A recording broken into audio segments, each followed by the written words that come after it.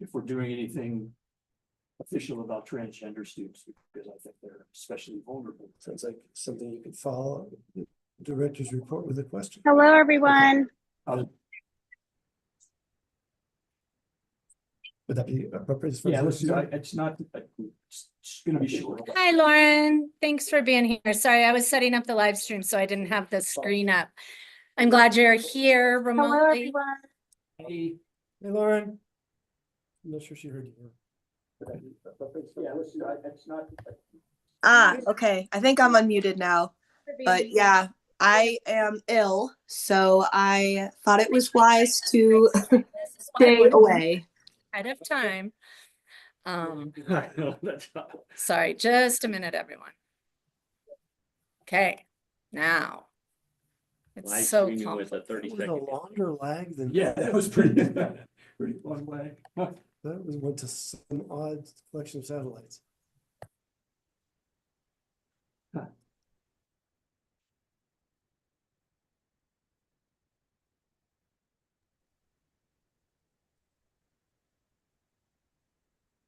Can you guys hear me? Yes. Hi, Jackie. How are Hey you? there. I'm good. How are you guys?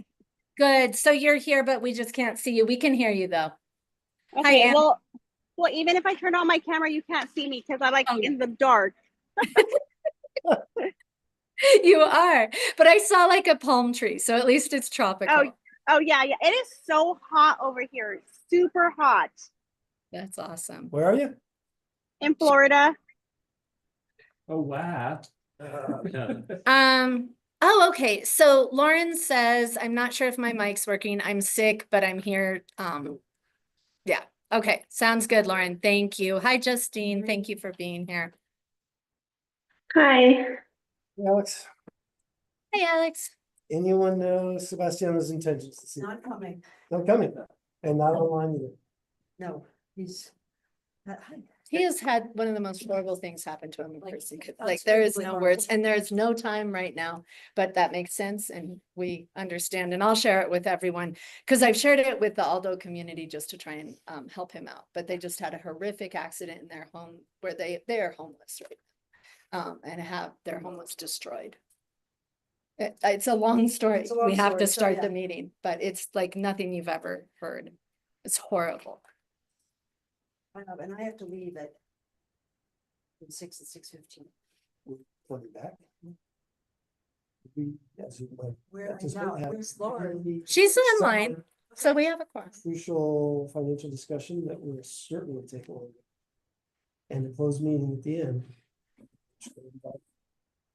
Also, it's a crucial discussion. I'm gonna go see who's. It's So, fine. Will you talk to him? Yeah.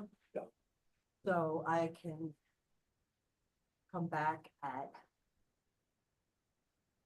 7:10. Really? I mean, that's I mean, great. So I thought you were gonna say 8:30.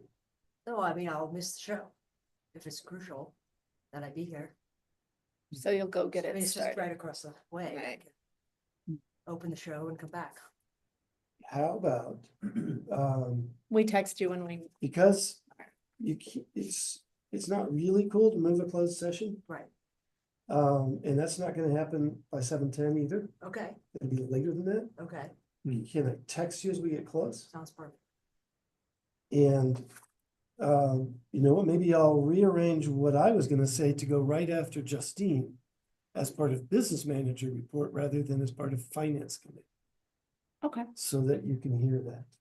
That Is there makes sense. anything else on the agenda that you feel you really want to be part of? Expecting anybody else? No, I think we can shut it. Thanks, Wayne. Well, director search, but Yeah, that, that's related to the closed meeting, okay, closed session. okay. Well, it's certainly an 8 bar, we have lived Right. groups or the new business, looks like I, that one. Yeah, okay. So, yeah, Well, I really appreciate you understanding missing the show that you managed. Just or part of it. I know. Do we have a staff member or a student council member that might be coming in through the door? No, Staff, Okay. Staff is here, student council, because it was SLCs today, I didn't remind them, so I'm sure, So yeah. okay, it's 5:33. Minute taker is ready. Call the meeting to order. We have a volunteer to read our mission and vision, as is our habit. I'd be delighted. At Aldo Leopold Charter School, the human and natural environments serve as text and lab for learning through direct experience, inquiry, and stewardship. And the Aldo vision, Aldo Leopold Charter School graduates will use the skills, perspectives, and information they gain at school to enhance their own lives and to advance social, economic, and environmental sustainability. Jim, how important is it to your minute taking that we call roll? It's not, I recorded everybody. Thank you. Oh, Perfect. gosh, I'm not recording. Thank you. Oh. Consider that a waste of time. Since we have this. Agenda review. Anybody have any additions? Or changes? Harry, I believe you have to call roll because you're on, So, because we're on Zoom, and if somebody. It's required, I think, Interesting. to have a verbal and everybody answer. And Very good. sorry, Well, there before call roll. This is what you're here for, is to train Yes. us. So that's perfect. Harry Brown is here. Alex Tager? Here. Jim McIntosh? Here. And Lauren Dorio. Here. And in your understanding, Wayne, do I have to do that for everybody or just the members of the governing council? well, and then just members of the governing council. Okay. Yep. In that case, we're done. Sebastiano Marino can't be here. And of course, Alex McKenzie has declined to renew his term, right, get a second term. Okay, thanks, Wayne. Yep. Anything for the agenda? Seeing no interest whatsoever? No, we'll- I'll entertain a motion to approve the agenda. I, So you can just say, so we have to have a motion first. You say, okay, so moved. I second. And now the aye. I, Lauren? Thank you for raising your hand since, can't hear you. Okay, a review of the meeting minutes from January 9. Thank you, author Jim. Are there any comments, changes to the minutes? Point of information, is it a particular inconvenience to people that they don't arrive immediately after the meeting? I find that I am pressure for meeting material if I send them closer to it, but if that's a problem, I'll change my habits. I think we mentioned before, the bylaws say 10 days after the meeting. 10 days after the meeting, a draft shall be provided. We could change the bylaws if that doesn't work for you. No, I think it's simpler if I also remember there was some leniency expressed at that time, so. Yeah. I'm just asking more. it also gives more time to review it. You can get these in. Okay, okay, Well, and in fact, better memories also to review them with. oh, I watched. Because the it's whole fresher. meeting again. You did, not I mean for you, but when we're reviewing, like when I looked at this, it was like, oh, that happened? Oh, I'd forgotten that. So Okay, it's not as fresh a review when it comes late. longevity. I think in general, there's such gratitude for your service. yes, Yours. so much gratitude. Any comments, changes to the minutes? I would love a motion to approve in that case. I'll make that motion. Alex Tager, I'll second that motion. thank you, Lauren. All those in favor say aye. Aye. Very good. It's unanimous. Is there any public comment? I don't see any public. Wayne's public. Well, unless you have me on the agenda, I was just here to, and I would say on the back, I saw that there was something about EC requirements, bylaw amendments, so I could jump in then. Okay. That would be If fine. we can call on you at that point. That'd be awesome. Business manager report, Justine. We did not have a formal finance committee this month, unfortunately, and Therefore, I'm not sure if we should rely on our new normal system of skipping right through it. Would you mind a little more detail than we hoped you'd have to give? Yes, do you all have the finance report in front of you? Should, Or if not, I can share my screen. I think if you share your screen, it's helpful, but I did make copies for everyone. I didn't, Kathy did. Yes, I can share my screen. It's a thick packet. All right, so as far as revenues, all RFRs are done on a monthly basis around the 16th of every month, and those RFRs are coming in pretty fast. I would say a good 2-week turnaround from the PED, which has gotten really better from prior years. Huge. Yes, definitely. Yeah.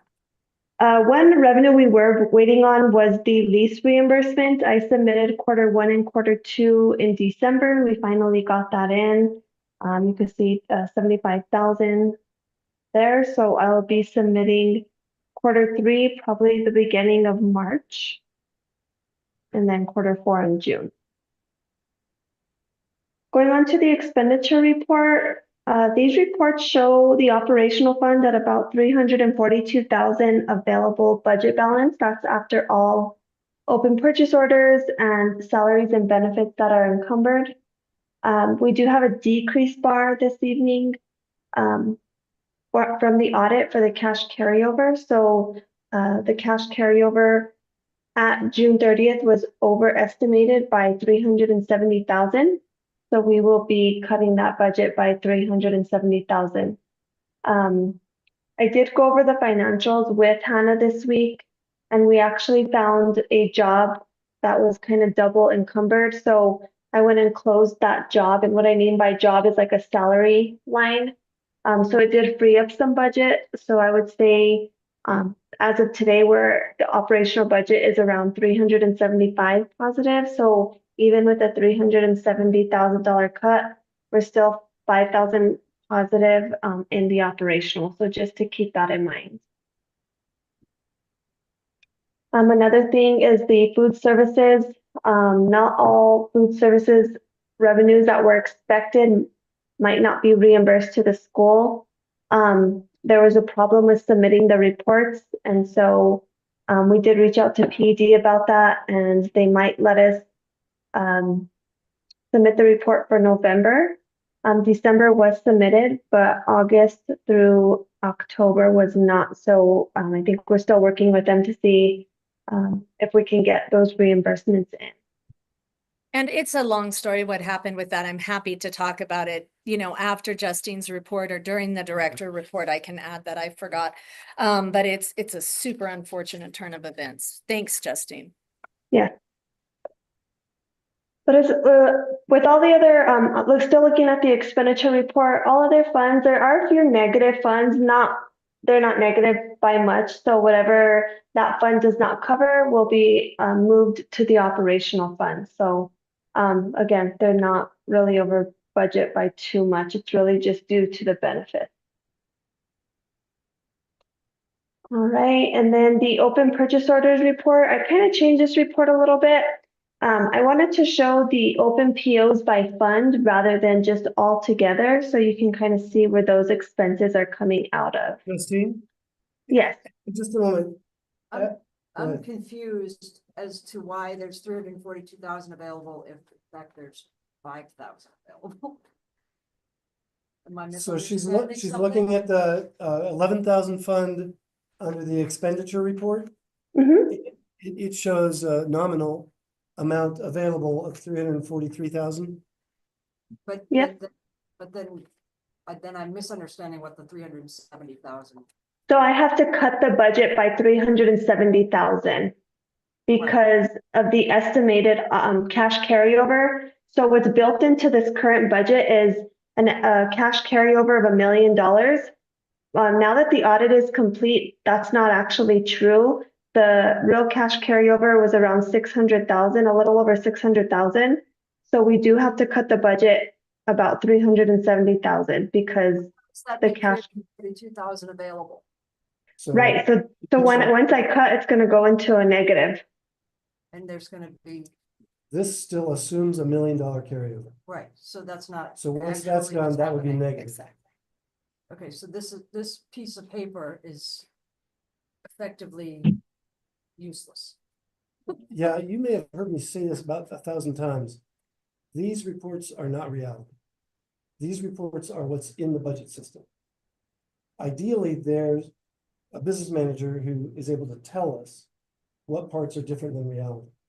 And Yeah. so we have an accurate feeling of what's going on. That's a huge part of what caught us by surprise. That hasn't been happening. Right. Thanks, I think, to the change in business managers. And that huge mistake in the estimated cash carryover Yep. when Melissa left. Yeah, I'll be talking about that a lot. Okay. In just a Okay. moment. But you might have already done the math and said this would leave us at -30. Correct. Which is in fact what Justine told Hannah at one point this week. But there was the one job that Justine mentioned that was double encumbered. Okay, brings us back to And $5,000. just so you know, Justine, I'm pretty sure we found a second. Harry one. found another one, I think. Oh, no, okay, So there might be another 20,000 or something. okay, So in the end, that's why she's saying it's really close. It's right about zero when you take these factors into account. Okay, thank you. Thanks, Justine. yes. So now we're on PO encumbrance. Yes, so, Justine, I have a question on this because obviously I've been staring at the PO encumbrance report a lot lately. And I had to, go over and ask Dre for what each BMO Harris charge was. Is there any way for you to put that into the encumbrance report so that people can see where that money's going, or to cut that legwork for me? yeah, I can, it may be just a different report that I need to run. Let me make a note that I can send you, or I can include that in these reports on what. Yeah, So just going exactly. forward, because I went and already did that background, but for next time, if you could do that, that would be awesome. Don't print Yeah. it because it's about 100 some pages. Oh, Right? If okay. you do a PO details report, Okay. it's massive. I didn't know. Each of these POs becomes 5 or 6 or more lines. Oh, maybe it's easier for me to just ask Dre then. Well, you can still send it to me or whatever, just digitally, but we won't. Yeah, print it. yeah. Okay. Or she may know of a better way. Yeah. But that's how it used to be for me. Yeah, I'll have to look around the reports on ACTA to see exactly where, if there's a better report. I know what report you're talking about. But I'll look around and see if there's something that's a little more condensed. Thank you so much, Justine. All right, so this report will show the purchase orders by fund and where we're expensing these POs from. So you can see here what POs, are under the different funds. The financial services firm on the first page. Delage? That is the copier. Oh, And what are you paying ACES, 33,000 for ACES? B Hill Group. this contract right here. It could be, it could be us. I'm not sure if you use other services under ACES. I know ACES have a No, lot of other services. Yeah, it's you guys. Okay. So I think, that's what's left on the purchase order. And Justine, you did move the bookstore charges from operational, right? Yes, so all of these are moved from operational to CTE. So that was a little mistake that saved some more money there too. Thank you.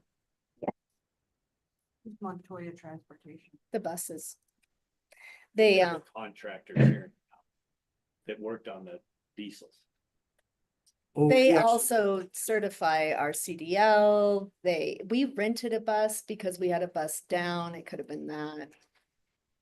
What, in and out loop seems a little $3,000. Ask the transportation director. Pop back up. Yeah, Okay. nothing had been, there was no oil changes done last year at all. So it's Right. every, Right. I can copy you for another go round here for sure. oh dear. So. In that fleet going. And it looks like we've already given a check to Paul Aguilar. Yes, Ippolito. yes, Okay, that was fast, right? yeah. Yeah, he has you saw that everything's finalized. He's Yep. gonna be calling to set up a meeting next week, but Yep. we can talk about That's that. facilities. Yeah, great. Really. College board? Wow, and this is a question for Harry, but we have to let Justine get through. Let's, so I thought that was incredibly high. What, is that for the SAT? It could be for the SAT, it could be for AP, it could be for PSAT. There's a bunch of things we get through the College Board, but we don't pay for them. The state pays for Right. all of them, Cheryl says, and AP classes, parents pay for. Do you agree with that, Harry? You're asking as a policy or what we've done in the past? That the state pays for everything except AP I class. don't agree with having to pay for it, Ah, if that's what you're asking me. oh, okay. But Everything I'm not else. sure that's what you're asking me. It's a different, let's let Justine do her thing, but College Board does all of those things. Okay, so I have a The question. SAT, the But I have- okay, so I have a PSAT. question about that. but we Okay.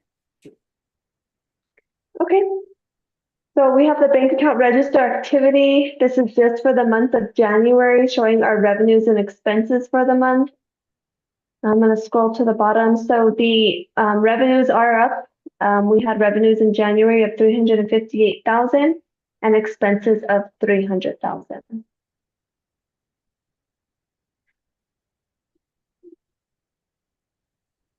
And then the bank reconciliation as of January 31st, we had an ending balance in the bank account of 850,000, outstanding checks of 36,000, which leaves the true balance of 813,000.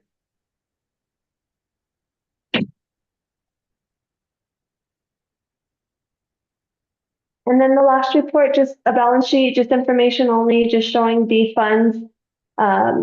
You can each fund cash and liabilities, which reconcile to the bank reconciliation.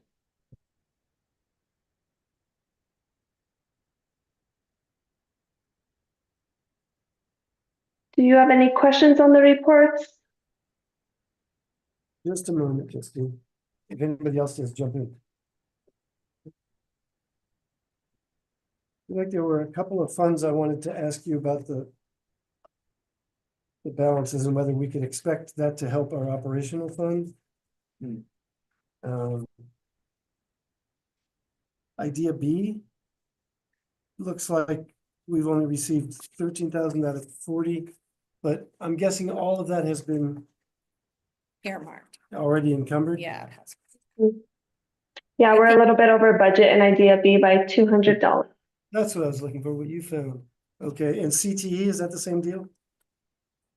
We have about 4,000 in there.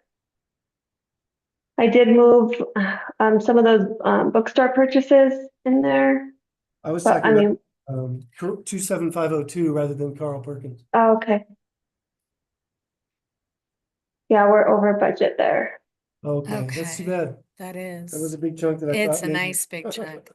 Okay, but we still have 4,000 in the Carl Perkins, so. Yeah. Okay. How come Title IV has nothing there? We spent it already. Spent it all. Yeah, this is the budget column. Okay. So this is the budget and what we've actually spent.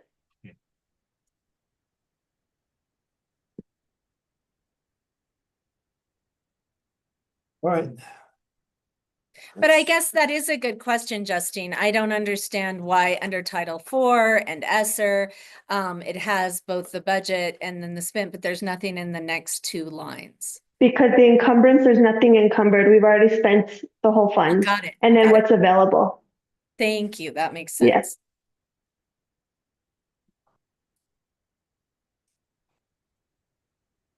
Is there anything you have to tell us about the bars?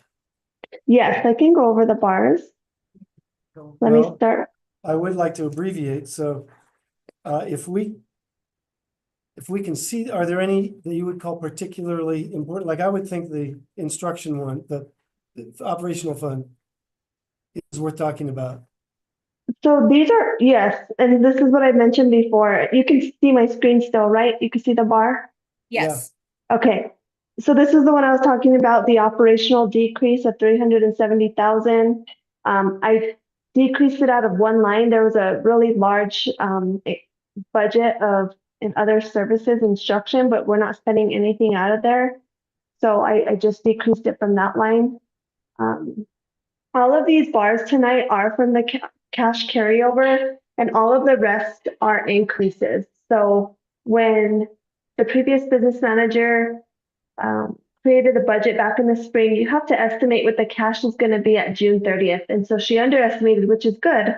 So now that we can increase the budget in all of these other funds. So all of the rest of the bars again are cash carryover, and they're all increases in the other funds. One of them is a new award, and I can go over that one. Bar number 29, this is for the YCC grant. This is the spring 2025 in the amount of $198,695. And so that one's the only different one. Do you expect any of the other increases to take some burden off of operational? I was gonna say the only one may be Medicaid.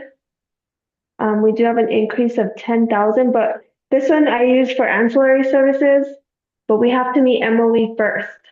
So what that means is we have to spend the same amount in operational on special ed services that we did in the prior year. So we have to meet that same amount unless there's an exception of some sort, a teacher retiring, maybe a special ed student that moved to a different school or left the school, and then we're not paying for those services anymore. But beyond that, those exceptions, we have to meet the same amount in operational before we can use any other funds. This is the only one that I can think that could help out operational. I need to run a report to see where we're currently at with MOE before I can move those expenses.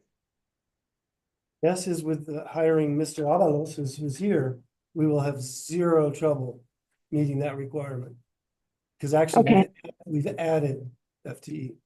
Okay, so yeah, I'll take a look at that, and it looks like we're spending more than what we did last year, whatever that difference is, I can move to this Medicaid fund. That's good. And I guess, yeah, my only question is, when will we get the size adjustment money? I want to say, I'm going to have to look at February's SCG. Size adjustment. Our membership going up. The growth. Yes, I think they did. They haven't sent a memo out, or PED hasn't sent a memo out. I'm expecting one soon because I think they did adjust February's SEG. So I will have to look into that. I want to say they adjusted it in February. They haven't sent us a memo. Once they do, I can do a bar or a budget adjustment to increase Awesome. if there's any increase. Yeah. Thank Because I you. know they kept the unit value the same. Usually every year in January, they increase that unit value, but they did keep it. Nothing, So not a not a cent. penny. Thanks, Justine. Yeah. Yeah. And is that just regular education or special education membership that you're acquiring? For the membership, it's just everyone. Everybody. Yeah. Yeah, but our numbers went up from last year, so we'll get an adjustment and get a little bump. Does that come after the 40th day and the 80th day, sometime after that, or is it something that comes all at once at the end of the academic year, or what? You're asking when the money When gets the to money us? gets to As us? she mentioned, we've already gotten it. It started So on Friday. yeah, so they adjust the SCG in February, and so say the total increase it was like 5 extra students, right? Yeah.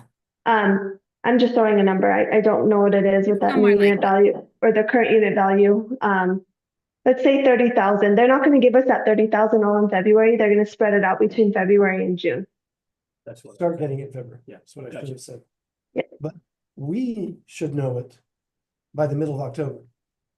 We Right, could so- actually do our own calculation. Yeah. Because it's based on the 40th day compared to the prior year's 40th day. Okay. So I always used to tell the governing council, hey, we will be getting X amount come February. Does anyone have other questions for Justine? Justine, when does the special ed funding come in based on SEG and regular students coming in? Is that at the same time as February, as far as for services provided, things like that? Yeah, so if you did get an increase in sped students, from last year, that's gonna go into the same calculation with the SCG. Okay. And we'd have to look at it, but I think, so is it 40th day to 40th day for Yeah. sped too? I think it would. So you'll get a little increase for sped, so that, it's hard to tell with all the calculations on that 975.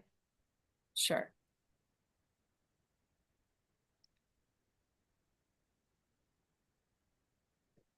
That's for Justine. I have another meeting at 6 if no one has anything. We gave else. you a whole minute to get there, Justine. Didn't we do a great job? Yes. All right. Yes, well, I'm here for any other questions. You can also email me anytime. All right. Thanks, Justine. Thank you. Okay, so I said I would move my little monologue up to now so that Alex can hear it. And maybe it won't be that long. Okay. We'll see. When you want me to share those documents, let me know. Yeah, I'll start. I want to start, I guess, by acknowledging that the finance committee that we were scheduled to have while I was on vacation didn't happen because I was still on a bus. Wasn't yet in my hotel room. I couldn't hear a thing. And then it never got rescheduled for one reason or another. So I want to apologize to Anthony and other folks on the finance committee for that not happening. Since returning from that trip, the last couple of weeks, I've really been spending a very large amount of time looking at our finances. I started with the feeling that something was wrong, that somehow there's a mistake that's been made and we'll find it and the situation won't be as dire as it is. And unfortunately, that's not the case. And I've been through everything you can imagine to prove myself that that's not the case. So I was like, well, then how did we get surprised by so much? And I want to relay these three elements of that surprise. First, back in May of last year, we approved a budget and I went and found the budget that Melissa handed us. And at that time, we approved $723,000 of carryover cash. So that's what she told us we were going to have. So you've already heard from Justine that in fact, we only had 629,000. So right there was 100,000 of the surprise. But the budget that Melissa submitted, and I can't explain this, included $1 million in carryover cash. And it also included enough expenditures to match that $1 million as if we had it. So that's an enormous mistake. And also illustrates the weakness of budgeting with PED. I've always felt this is a problem. The governing council signs off on what I tell them, but they trust me to put that in the system. There's no later check, except this right now, where we can go back and say, we approved 723,000. Why did you put in $1 million? No idea. But obviously there's another 270,000 of surprise. Even combined, that 370 shouldn't have sunk us. Melissa had guarded $560,000 that she thought we wouldn't have to spend. So you would think that the 560 that she guarded minus this 370 worth of surprise would have left us with 150,000 or so. Unfortunately, actual expenditures approved, almost entirely payroll expenditures, have been much greater than the budget we approved. There's been no budgetary control over approval of contracts. Again, I don't know how that happened, but that is the entire amount and then some of that 150 that we might have had left. So this is how I've convinced myself. There's no mistake. We actually really did go from $629,000 in carryover cash to none. We've managed to spend that much more than we should have.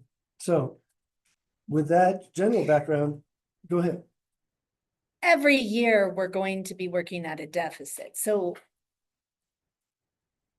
I agree with everything that you've said. Just to that point, I would just point out, it is not that we just frittered away 629,000. There was a certain element of that that was going to be eaten up. The hope was that it would be no more than half that. Splitting the million into thirds over 3 years was the original plan. We got 2 years. And my original idea was split the million into 4 years, but Ah, yeah, I'm okay. sure there are some who said 3.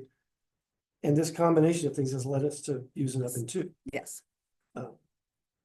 Jim, did you have a question at this point? No. Okay, so yeah, Hannah, if you wouldn't mind putting on the graphs Which one? document, the one that has graphs on it. Okay, I have what to is it? first go. See. Okay. I should have pulled it up first, but it'll take me just a sec.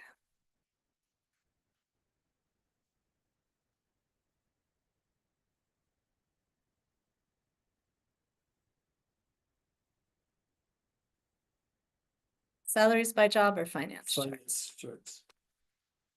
Should have said charts, right? That doesn't- Look like it's trying. Maybe I'm being impatient. Let me give it a second.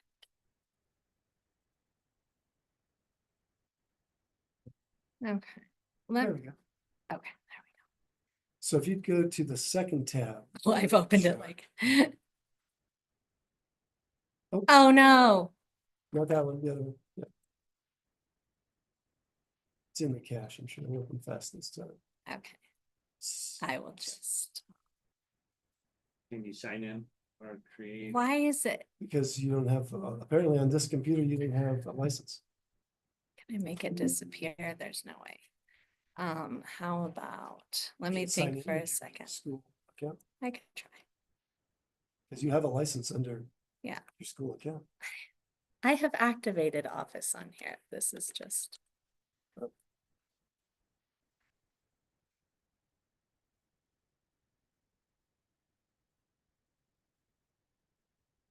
I may have to go get my password. I apologize. I should have opened them. I knew that was coming. Can I was gonna say, you better know. you? Yeah, I have I can it. keep talking if that's what you're gonna ask. Okay, I'll go get my password. So let me jump over these. This is gonna be a more visual explanation of what I just said. Again, helpful to me, maybe helpful to others, I'm not sure. But having discovered this, that there wasn't the miracle coming this way. My next thing, and these ideas, happen at 2 a.m. Was to go all out to try to get a technical change to the small school adjustment formula. And you've all heard about small school funding many times. Well, the way they did it is really bad public policy, because your school only qualifies if you're in a district under 2,000 students. If your district has 2,000, you don't qualify. If it has 1,999, you qualify for all of it. There's no ramping in at all, the way the public policy would normally have. So I'm pretty decent friends with the new chair of the House Appropriations Committee, Nathan Small, and I thought maybe I could parlay that into some chance to meet with him and explain the situation and get him to adopt good public policy. So I sent him a message, and called him, and he stonewalled, which surprised me. But maybe it doesn't surprise me as much, because I then met with Saya to ask her what she had encountered, because she tried to do much the same thing. Whenever I was helping advise her about what we should write for the better public policy. And she just had a long litany of the obstacles to this. And she's sure that even though Nathan's the chair of that one committee, he's responding to leadership, and leadership doesn't want to hear about this issue at all. So she thinks he's just not gonna give me the time of day. And there were a lot more details than that, but in the end, I gave up on that idea as well. So it says, Mm. I lent this computer to a teacher whose machine wasn't working. I can think of a way to do this. Well- I can fix it. I'm gonna Okay. upload these into my Google Drive, then I'll access them from here. It'll give me about 3 minutes. Okay.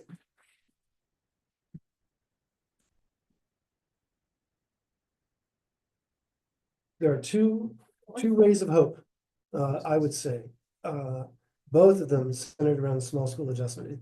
It's my considered opinion, others can weigh in differently, that really we're only sustainable if we regain that funding. Okay, so can you explain just to everybody, how much small school funding we are losing? Because it's based on Back- membership, and we have approximately 201, I think was at 40th day.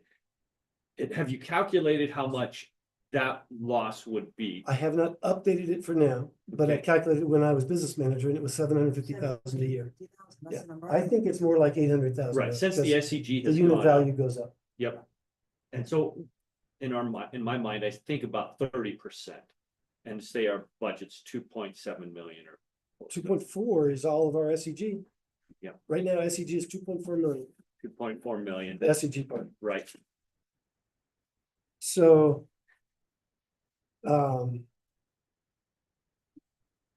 First ray of hope. Got even a little brighter today when Wayne sent me Silver Oh my Consolidated's gosh, that's 40th day numbers.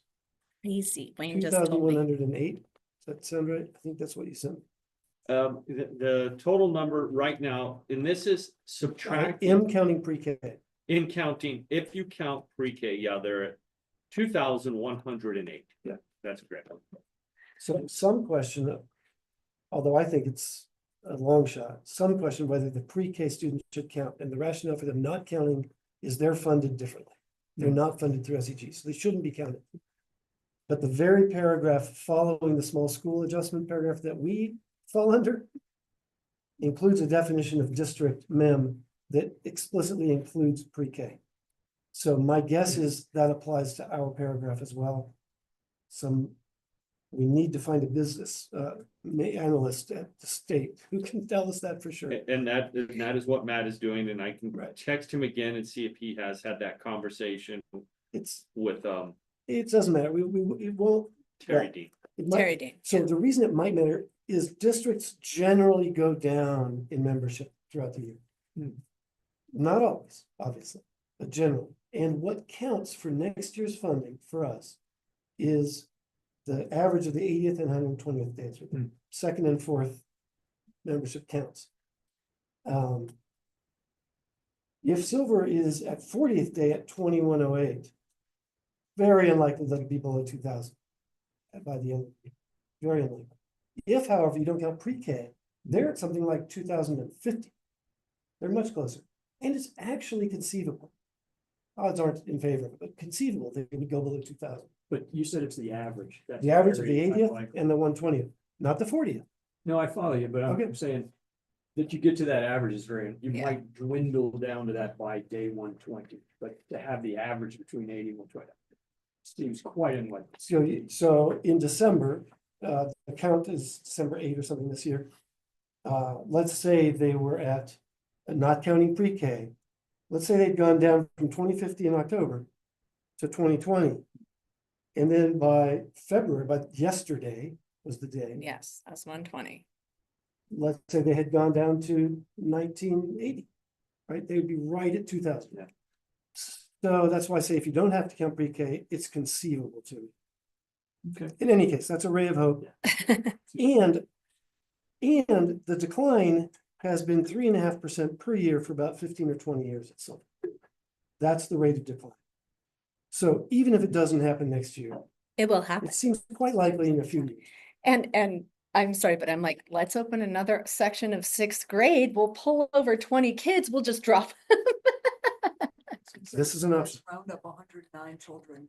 An elementary school is an option. Yeah, Each of us And- has to take on. in a different building. For what it's worth, Silver also qualifies for additional small school funding if they fall below two Yes, thousand. it's in their best. So they may not agree with us about that, but from my perspective, it's at least neutral for them. Yeah. They'll lose out on SEG funding, they'll gain small school funding. I don't know how it will balance out. Yeah. They already get small district, and getting into the weeds. The second possibility, besides opening a school to draw students, or besides waiting a few years for natural decline, you all have heard me talk many times about how I would love to be at Fort Baird. I think Fort Baird matches our mission perfectly. Fort Baird is about 300 yards within the Cobury School District. Check the line. So we would technically be within the Cobury School District. They are at 900 some men. Verified yesterday. So that would again make us eligible. We would obviously have to provide transportation, but there's some funding for that. And I say have to provide transportation. We've wanted to provide transportation to some degree. We have students who can't come here because they can't get themselves here. So providing transportation isn't, I shouldn't have said have to. We would get to, whatever. Second reason. There are certainly kids who walk to school who would need transportation then, but it also makes it easier for other kids to get there. It does. So it's And that, of course, could cause concern within the Cobury School District. sure. Quite appropriately. Oh, yes, that's very true. Right? Yeah. Right, and of course, that's not why we would be going. It matches our mission perfectly, right? In the forest, lots of land for gardening and activities, potential to build our own sustainable building. Got all sorts of ideas about how we can do that, and also to improve our funding. Not to steal anybody's students. But we still don't have any public, right? No, but we're I live know that streamed. we're recording is. No, we're live streamed. People Yeah. can watch us right now Oh, on without seeing. YouTube and we would have no So, idea I that will they leave are people there. anonymous in that case. I have spoken to members of the Public Education Commission, which, as you all know, is very supportive of Aldo. Who have said they consider this idea to be a good idea. So I think that the question really would be whether we can collaborate with Cobury well enough so that they don't, at least don't oppose us, and maybe do support us. And maybe there's some way that we can Those are rubrics for this. be like, helpful to them, Yeah, you don't to Cobury. need them. I just wanted to throw those out so you all know what rays of hope exist. My feeling again is we might survive next year with lots of cuts, with supplemental emergency funding that Wayne is going to talk about. There's a way we can get through next year, but I don't believe it will be sustainable. People will be overworked. People will feel we're not accomplishing our mission. Those people, including me, because we're going to have to cut trips. So I disagree, but Okay. I think this is a longer conversation long- because I have gone through and thought about possible fundings for next year, different configurations for next year, ways to continue to meet the mission and vision, as well as, and Anthony, I think this is one of our strategic plan, ensuring that we get all the money back for trips, making sure that trips are and resource and yeah. Just to throw that out there, our plan in the resource development SAC committee is to raise the money for the trips, period. Full Period. stop, all of it. the money for the trips, it does not include the stress on the teachers who take the trips.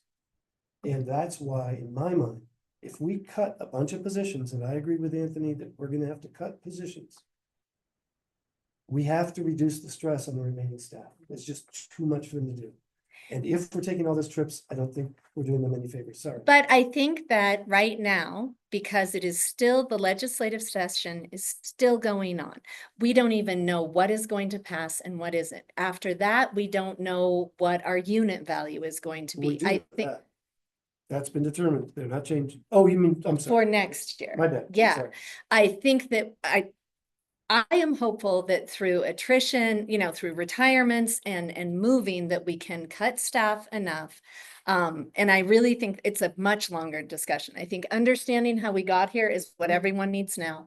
How we go forward, I just want to say that in looking at everything, I think there are a lot of ways to do it.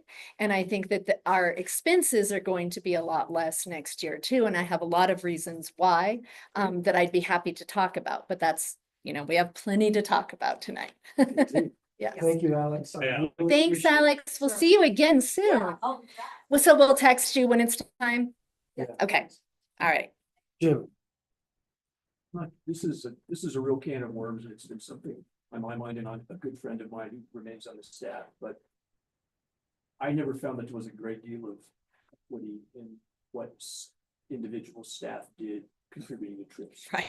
And this is a hard thing to say, and I wouldn't want to stand in front of my friends on the staff and talk about this because I know there were different understandings. Like I remember, this is a public meeting, so there was an employee who was hired because we really, really needed a hard to fill position. And things were said like, well, you don't really have to go on trips. Yep. And so what that does is you have a lot of times the same teachers going on trips, and I know. So Jackie and I have already talked about this, and in fixing the mess that are the contracts, I can't even begin. But one piece is having very clear duties. So in high school, if you are a high school teacher, we will delineate how many trips you must go on, what the expectation looks like, so that it's in the contract. And things like everyone works on Fridays, that's in the contract. And it's not an argument because you've signed this is your contract. And so it's one way that I want to address that because I've seen it too, Jim, and I agree with you 100%. I've got a lot of support for that. I think you could get really arcane about it and award points and different things. That could end up creating another position on staff to keep track of it. But in the past, we've kind of relied upon the goodness and the commitment to mission. And I would say in our heyday, among the years of close to the years of our founding, I think that commitment, ran at like 80%. That was my feeling. And I've seen it drop probably to, is it rough to say 50%, 60%? I don't know. I mean, really just all in commitment.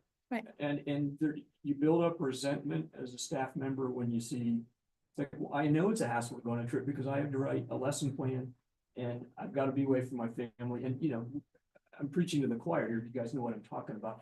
But I think that would, given the fix that we're in, I think staff who are willing to sign on for that are going to be true blue staff and say, yeah, it's about time we had some equity here. Yeah. And I think there's a little bit of pressure. People love teaching at the school because it's a good gig. Right. And all the teaching gigs I've had. And I think they'd be willing to say, yeah, that's a little esprit de corps price I'm willing to pay to relieve the stress, to share the stress. The school, I hate the metaphor of the school as business, but in a way, I always felt like when I was at the school, it was the commitment that you had when you started a business together. It's like nobody sits at, you got to be all in for this. Yes, you're going to work. You're going to work more than 40 hours a week. It's going to be 60 hours a week. Some weeks it's going to be more than that. But it's like, if we don't do this, the whole damn company's going to fall apart because we're a little bit that education's not a business, but we are attracting customers. And I think you do that with really committed staff. And I'll climb off my soapbox. But that's Thanks. But I think it's an important point, and I think it's one that has the contract won't fix everything, but I think it's a start to continue the conversation and to make sure that it's a conversation that's had with anyone and everyone who works here. Like, this is what it looks like. This is what the expectation is. Yeah. So Harry, just to go along with your thought on Fort Bear. Okay, so now we're moving into a different district, which I just look at it like 5 miles away. I know it's like maybe 8. I think it's 9. Yeah. 9.3 is what. Yeah. Nine- Maybe 9.3. I didn't have it so I could tell the commission. Right, so here we are, less than 10 miles away, Yes, but $800,000 Difference. correct. And yeah, Sure. it is, and to think that there couldn't, or there should be some type of waiver. There are only 2 districts, Taos and us, that are charter schools that fall under this. There aren't any other charter schools in these districts. Taos fell under 2,000. We We did didn't. not. And So they we're have the- 6 charters. I know. Right. The more That's charters insane. they The more have, charters they have? the less population in the district. So to me, it's worth getting together as a board, writing a letter to the state saying, look, these are our options. This is what we're thinking of doing because we can do it. PEC supports us. I talked to 3 commissioners just this last week. They support moving to Fort Bear to do that because they understand it's ridiculous to not be able to get that $800,000 in our current location. And so there should be some kind of a waiver or at least ask the state, hey, look, Who at the state do you mean by, sorry? I don't know who that is, but that's something that Matt could help us with that we. That's, And It's Mariana, that- I would say go right to Mariana. it's not subject to administrative leave. Statutes extremely specific. That 180-day rule with statute too. I know they got sued, but let's Yeah, is that what you're talking about? there's ways around all of these things and Okay, so. I do remember at the charter renewal that one of the commissioners spent some time talking about the importance of transportation and how it was an equity issue. I don't know how germane that is to shifting, but 9.3 miles of transporting yeah. kids that's gonna be very costly. It's not gonna be $800,000. No, but it's gonna it's be a costly. new category of expense for us. Yes. It's busing. There is, I mean, I know there's been talk about requiring charters to provide transportation, and if that were to happen, then they would provide funding for Well, it. Yeah, They do provide funding. they for it. do. It's just It not, just doesn't It's cover just costs. not, well, like everything, just like, yeah, food. like Exactly. kids. Salary, food, salaries. We've been having a discussion here in person and I've been kind of ignoring folks on the phone. Did anybody on the phone want to ask or say anything? Okay, Then maybe we can go to the charts. So if you go to the line chart pie you graph bet. tab at the bottom. No, it's right where you were. Oh, I see, still in here. Yep, We still want in there. charts. I see. Go to the line chart Yes, tab. line chart tab. I'm getting there. It's It's 'cause like it's there, there it's you- right there, right there. but it's here, Harry. All right, there you go. Hmm. So do you have That's a, weird. On my computer, it's, all the lines start and stop in the same place. it's because I had to convert it to my Google Drive to be able to access it. So it messed, yeah, I I hate didn't know that. I should have Microsoft. JPEG'd it. I could have sent you a JPEG. Give me the key. Okay, so if you can just picture the light green line and the purple line, or fuchsia, being starting at FY 18 instead of at FY 19, that's where they should be starting. So that they all have the same start and end date. Okay. The darkest green on the top shows our annual SEG plus Did I make it other too funds big? that were equivalent to SEG. So this is what made this job hard. As we went through COVID, there were 3 supplemental COVID fund, well, there were more, but I only included 3 supplemental COVID funds that essentially could be used as operational. Essentially is a big, there's a lot of leeway in there. And Okay. let's see, we used to get instructional funds separately. Those are now built into STG, so I had to include those. Anyway, I've tried to match apples to apples as best I can. The big spike you see in FY 24 is the money from the special allocation that SIA got for us in the legislature that increased things by $1 million all in 1 year. So what this shows to me, the light green line, is there any way we can see the whole darn thing? Is your, Yeah, I made it bigger so everyone could see it, but I can make or it you could maybe hit F11 and get rid of some of the stuff. top. We can try that. not work. Anyway, the expenditures, the light green is the total expenditures in these funds, right? So not counting all the other funds we get. And then the dark green is our revenue, and you can see that in this year, the light green went way above the dark green. In other years, it was always close, except for FY 24 when we had this big surplus because of the one bill. So what are the components of the light green line going up so much. The next green line down, which is sort of a Kelly green, is instructional salaries and benefits. And these were on a legend that apparently got lost in translation. So those are instructional salaries and benefits. I can forward The- your email Oh, with these yeah. to Anthony and Anthony has Lauren. I've Okay, I've sent it to Anthony. Lauren and Jackie, I'll send it to you. Thank The- you. So you can see that instructional salaries have been going up faster than anything else. And I at one point had the total membership of the school also on here. I thought the chart was too busy, so I took it off. It has gone up, but quite slowly. It's gone up more or less like that fuchsia line at the bottom. So our instructional expenditures have gone way up. The purple is non-instructional salaries and benefits, and the blue is other. So to what extent does that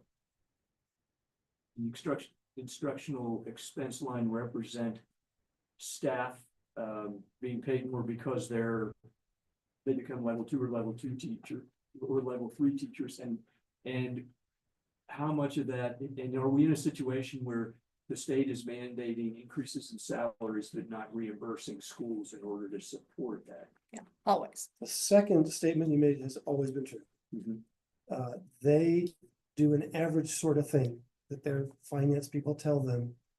And they put the average into the SEG. So they say, we're gonna increase salaries by 3%, and we're increasing funding by 3%. And that's true.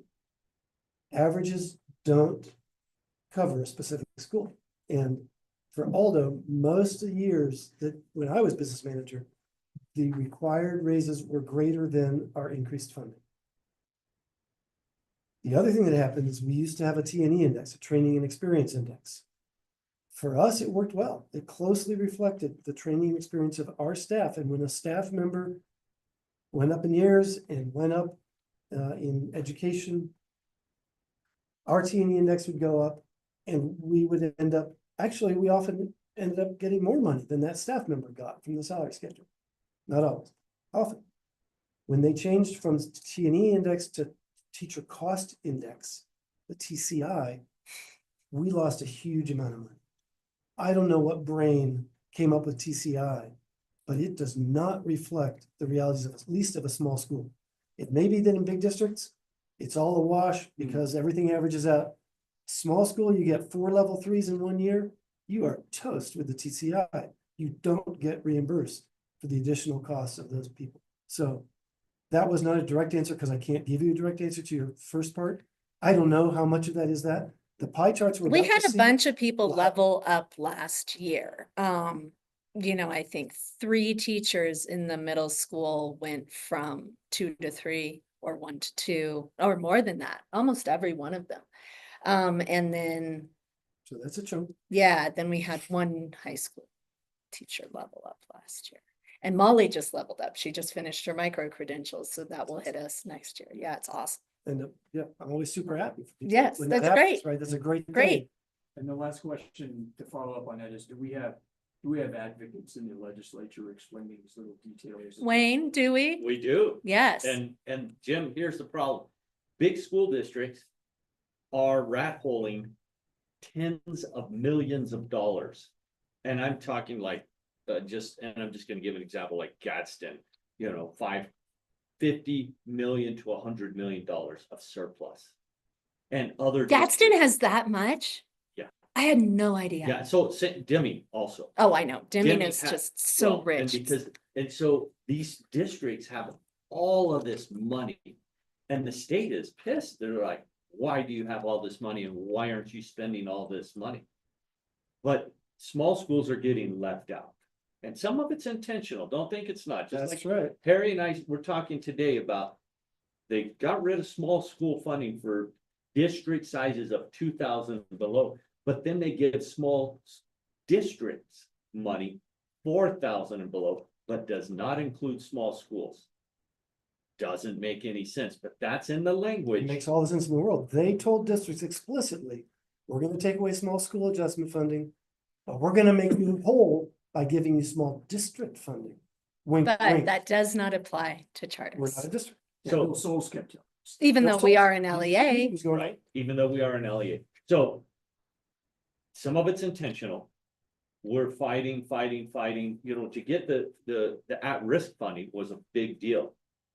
Because a lot of charter schools have a lot higher rate of special ed students than the district does. Like ours is double what the district is. So we're gonna get some more money this year, but it's not gonna be near enough. You Well, lose 800,000 and you gain 150, 30. 160 or whatever. It's 130. for us. 130,000.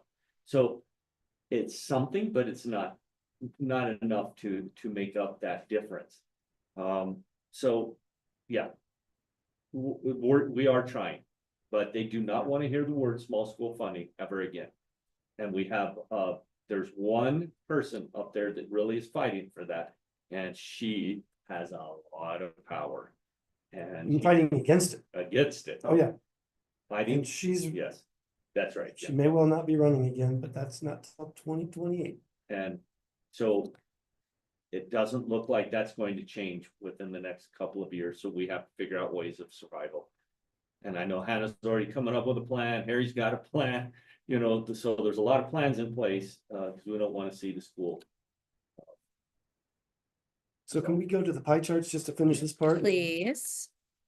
And again, this is just to help folks understand our situation, a couple of basic ones. I prepared two charts showing our payroll costs for all purposes, right? Not just instructional. Versus contracted services in the yellow and in the green, all other. So as we discuss what has to happen, keep those proportions in mind. That is payroll costs. That's eating everything up. The top one is the current year as projected, right? There's still some things might change. And the bottom one is the average for this year plus the 7 prior years. And that average, you're not likely to budge that at all, right? Sure. Harry, just to clarify, so all other would include paying substitutes? No subs or payroll. Subs are payroll. Okay, Substitutes or payroll. All other includes utility, well, We whatever don't pay utilities aren't covered utilities. by other funds. okay. And here we don't pay Yeah. utilities. Supplies and equipment, trip costs, I right? got you. This is Vehicles. All this is other. all other staff. Hey, Right. but this is true for everywhere, right? Like Yes. all districts, everywhere, payroll takes the majority of the budget. Exactly. And so that's not going to change, but I do see the little Pac-Man mouth going a little too wide there. So, yeah, Well, this year we have a contracted business manager. and a contracted- contracted off-site sped Yep. director. Yep, And we had to contract with Saya for a huge amount of money to fix all of our IEPs. All of these are non-reoccurring and will not be happening next year. so we might get the yellow back to the previous Right. size of a slice. Yes, Yeah, our contracts are way up. and they are, We knew. but that was unavoidable this Yeah. year. This year was like unprecedented. Why? Yes, So for what it's worth, if anybody's wondering, this does not include specific federally supported special education funding. That would be, another big chunk. Doesn't include any other funds. Besides the one I explained earlier. Okay, that's what I wanted to do so that we have these ideas in our heads when we talk about it. do you want to look at your other thing that you sent me, the salaries by jobs, or not? So right now? let's talk about when, because that is very much along the lines of what you were talking about, having an idea Mhm, for how we go forward. forward. When would you like to talk about that? Obviously, we have a full agenda. I think that it's a continuing conversation. Should we just we could make the director's report just a budget conversation, a future planning conversation for the next couple months? Does that Would sound that good? work for you? It The works for director's me. report should include something about the contract negotiation. Yeah, I mean, not today I have my director's report. I can also talk about those things. I had budgeting and staffing on the director's report, then I took it off because I saw everything you said. But so I mean, I can also go grab my notes, but just in looking at everything, Dr. Smith disappeared, but he had recommended cutting 4 jobs. Harry looked at everything. He said 5. I sat down and looked at everything and thought, okay, well, we have one retirement that is one of our highest paid individuals, and we are going to absorb that. I have a plan for how to deal with minor discipline issues in the middle school, and we will not have a reading specialist. Then We don't forfeit Title I money. no, we can get it in other ways, and Jackie's looking into all of that, but there's a bunch of different things, including a dean of students position, which we can't have, but that little maybe 0.2 point.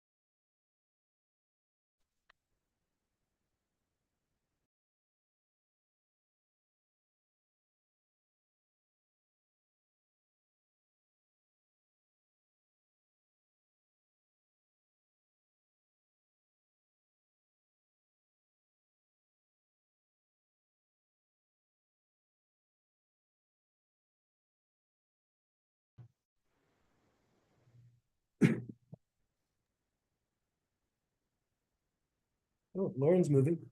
She's back. All right, I left and then I joined again.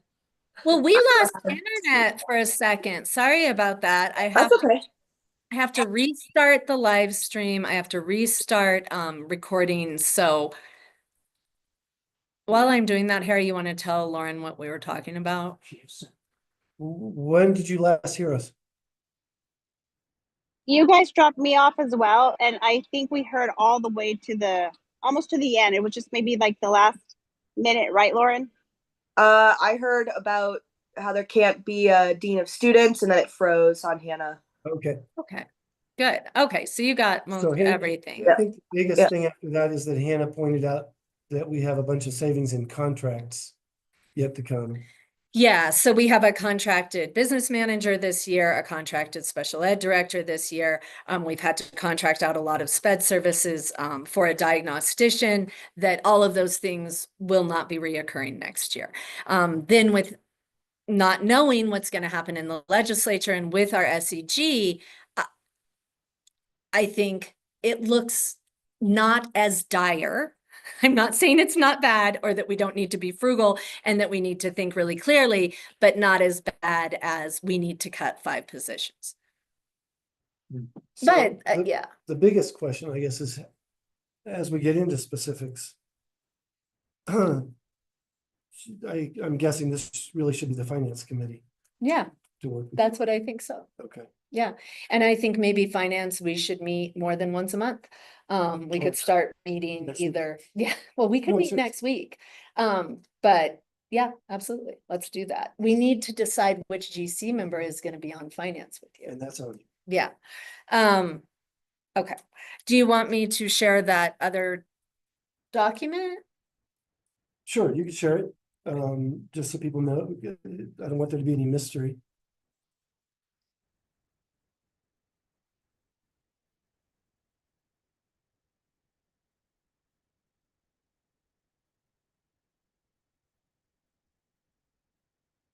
Sorry, everyone, for showing you that. That is nice, though. All right, here we go. Salaries, but jobs. So it's just a very simple listing. See what Google Sheets does with it. Yeah, you never know. Okay. It looks identical. I'll point out. Basically what we've been talking about, how much can we save, by looking at different positions and programs. Yeah. You want to scroll down, just people can get a quick look. I've tried to list every position that's significant. I left off substitutes, although That's collectively- significant. Yeah. collectively, substitutes need to be cut back for sure. Yeah. With the substitutes, and I wonder if I'll let Anthony know to try and rejoin. With the substitutes right now, we have spent $37,000 already this year. Last year, we spent 35,000 total, and it's only February. I know inexplicably Melissa budgeted $0 for subs, so. So you're anticipating both of these 41 and 42 going away? Okay, so we need to talk about that. I mean, I know, I'm not, and maybe this is not the time, like you said, the finance meeting, I know we got. I think it's big- the finance meeting. Yeah, just, If they go away, something needs to replace at least part of it. Yes, So it's not pure savings. it right, may be. but could be Right. one at least. If, let's say we take out the contract business manager, All right, Jackie we'll get a raise. has to have a raise and Yeah. probably has to have an assistant. I don't know if she feels that way. Melissa obviously felt like she needed an assistant. She did. So- Jackie relies on Andrea the way that you did. Yes, I really do. Yay, hi Jackie. Yeah, Hi. I don't want you to suffer the health effects I suffer. No, And the sped director, same deal, right? Someone's got to do that. yes, Point of information, I don't quite understand why the contracts, not having contracts will save us money. Are we reimbursed by the state? no. Right now, we're paying the V Hill group, whatever it is, they're 70,000 a year, as well as Jackie. And so there will be significant savings. It will not completely disappear because Jackie will get a raise. She just got her business license renewed. She is a school business official. So she will be the business manager and, And so in years past, one of the special ed teachers was the director. Right. and this year we have 3 sped teachers and an off-site director, and we are gonna collapse that somehow. That makes sense to me. Yeah. That's why I was. The contract EE consultant, I spoke to today too, and we are actually gonna renegotiate the remainder of his contract for this year to make it less and look at essential services and what we can drop off and renegotiate that and he may not be interested next year, or we could make a much smaller contract, so it won't be the same. So Also, I will point out that one of those EAs, I did apply for that. The state pays one of their Right. positions completely, yeah, plus we trying to get remember money if I for it. included one. Oh, If they're okay. already budgeted outside of 11,000, I shouldn't have included. Okay, we'll look at that in finance. Okay. Yeah. I may have without. And I would like to get maybe another EA into that Ed Fellows program to get the reimbursement from the state.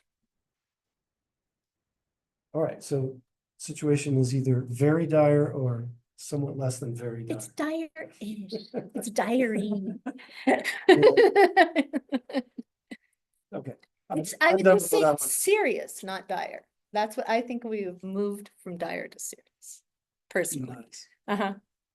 I'm an Well, eternal And I've optimist. told both of these guys, there is, and Harry mentioned it earlier, there Thank you. is emergency funding that the state has, and I mean, it is a large pool of money, and I don't even really know, nobody Like can you said, it was has. 1 million. No, they spent 1 million last year on emergency funding, but that was down from $7 million in the prior years. But I want to say that it's well over 100 million. It could even be much more than that that's available to access. It's just like the permanent fund for if you want to borrow money again for the permanent fund for a building, there's hundreds of millions of dollars out there right now. And so Aldo will have that opportunity to borrow money like that at a low interest rate, 4.5% right now. But I consider the dire, whatever. There is no reason, if we get to the point that we have to apply for emergency funding to keep our schools safe, to keep these people in positions like an EE advisor, which I think is very important to have somebody with that knowledge and that background that he has. As is the EE coordinator. I will Exactly. say right now, and I will Absolutely. again say that it is one of the Is most. that worth applying for emergency Absolutely, funding? 100%. And I honestly would cut, personally, every EA we had before I'd cut the EE coordinator. And in speaking with our risk management advisor, he agreed with me. Yeah, when the state has over $10 billion in surplus, it drives me crazy because small schools again get the bad end of the big school districts have more money than they even know what to do with.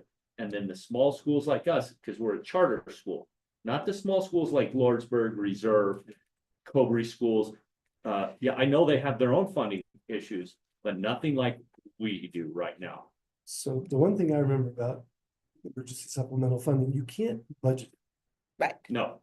And they might, like the PEC may ask us, say, look, if you're getting emergency funding, then we're going to require you to give us a monthly. Oh, the PED. I Well, think they put you on monthly reporting. yeah, monthly reporting, yes. I think they do. Yep.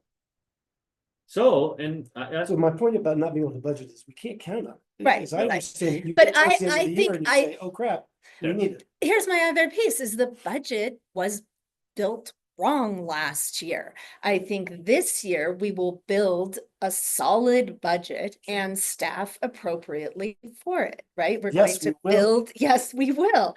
Yeah. Build the right budget, staff for it, and we can manage that. And then all of those avenues of possibility, be it Fort Baird or whatever else. And I think the facilities guys can help us work on that plan as well. Like here are some multiple sites. What are the advantages looking at each, right? Anyway, there's a lot of moving pieces and Now also, will Fort Baird also allow for a larger population it would. That's true. and to build upon more SEG from that? Yeah, expanding I the think- program is absolutely a possibility. That would also require a charter amendment, but as. That's you've not a heard, big deal. Our PEC is very supportive. So Charter I think if amendments we are want, fine. we can make it. Yeah. Thank you, everybody. Thank you, Harry. During- Thank you for putting that all together. I'm sorry that I didn't open it ahead of time That's on all right. here just to check it. Would you be I able to did send- get it. Yes, late.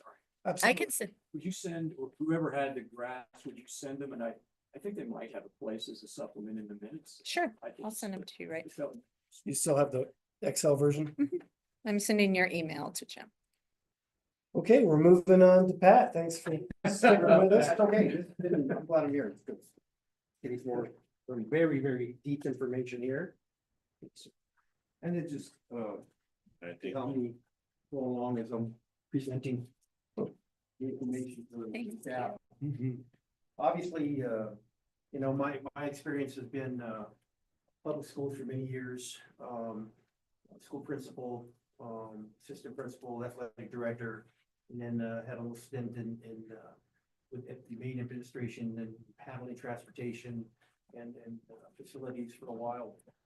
Had an opportunity to work with Wayne long time ago. We were teaching partners over there at Kobe for many years. I have to add that this has been a really worthwhile experience for me. As you're mentioning how teachers are wanting to come and work here, I can see why. The program is just, it's very different, very dynamic in the sense that students get an opportunity to do a lot of things that when I was in the public schools, wish we could have had more funding and more opportunity to go out and do things as they do here. And then also the fact that curriculum is tied into that in many ways. And there's a good partnership between the academic portion of this school and the hands-on and the experiential in education that goes on here. And that's something, you know, I'm giving you a little bit of just my perspective, what I've seen in the years that I've been in public ed, not in the charter side, but a lot of. good How many things years out is there. that, Pat? 32, That's 33 great. years, yeah. I've taught a lot of different things, special ed, self-contained, emotional kids. I taught at the alternative setting for many years. And then, of course, at high school level, middle school level. And there's a lot of positives going on here. Just to reflect on some of the things that have been going on here in the last few weeks. Of course, today, we finished up our student-led conferences. And that's a great opportunity for kids to come in and this school gives an opportunity for kids to be great advocates of their own programs. And that's just another example where students are have the parents in and they're actually leading the conferences and talking about how they're making progress in their classes. Either if they're struggling, that comes up, they talk about and advocate for if they're having certain issues or need certain support in certain classes. And the teachers are listening and they do a real good job of that. Obviously, it also leads to the fact that they have more buy-in in their academic progress. If they're not doing so well, we have a lot of support issues here with SOS. Like for example, today we had a lot of kids in that were not had already completed their conferences or were about to and came in and they had to come in and do some makeup work as well. And that gives them an opportunity to try to stay ahead of the game and get caught up on those certain areas where they may need that additional support.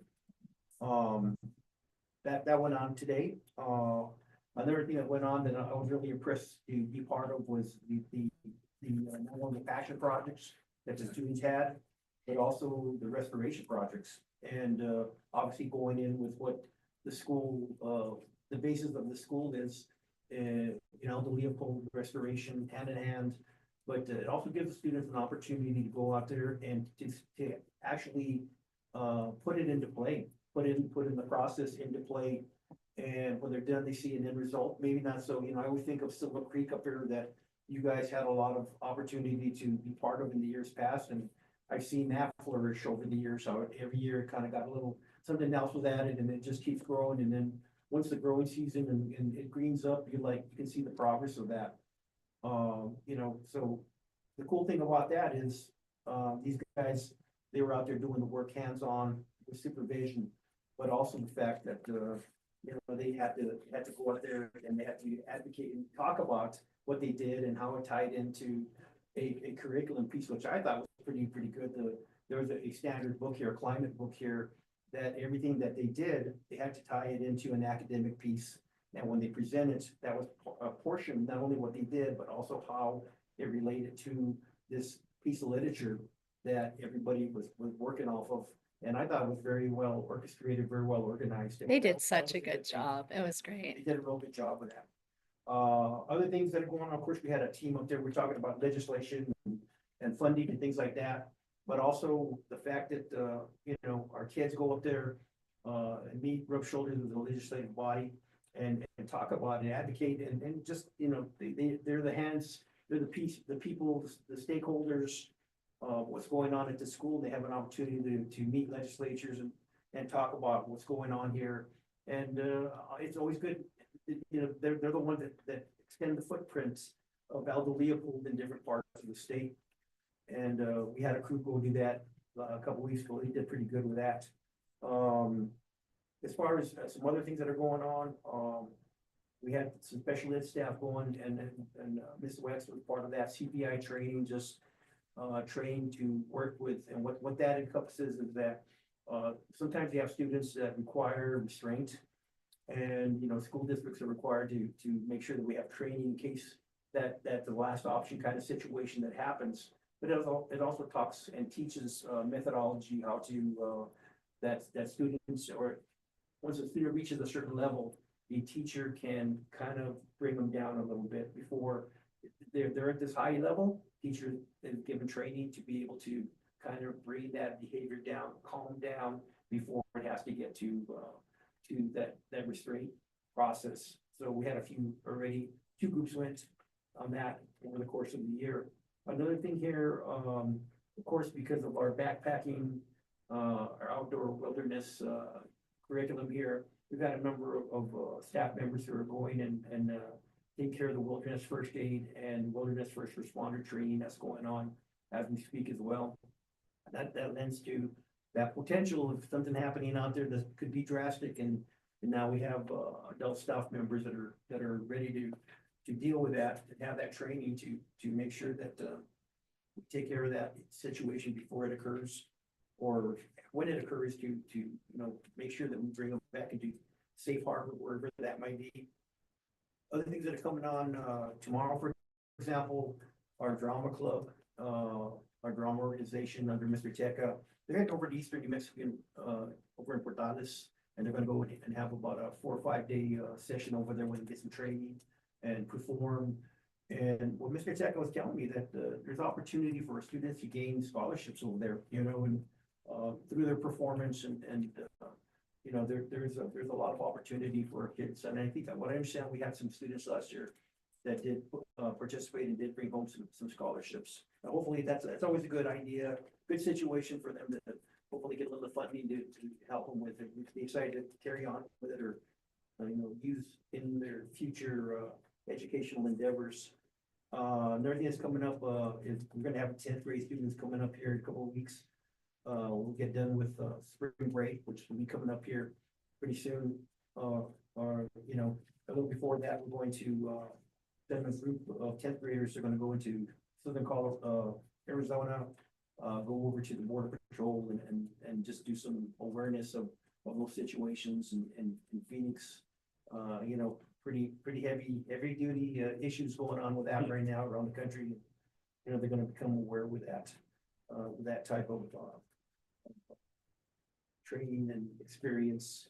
So just some of those bits and pieces that goes on here that I think that are so valuable, and just I see what happens here, and like I mentioned before, I wish a lot more students in different parts of different public schools that could do things like this, but it's just they're not afforded those opportunities that's here. So when we're speaking about finance and the sustainability of this school, I've always been a firm believer that the old forest where school building typical that everybody attends, it wasn't for everybody.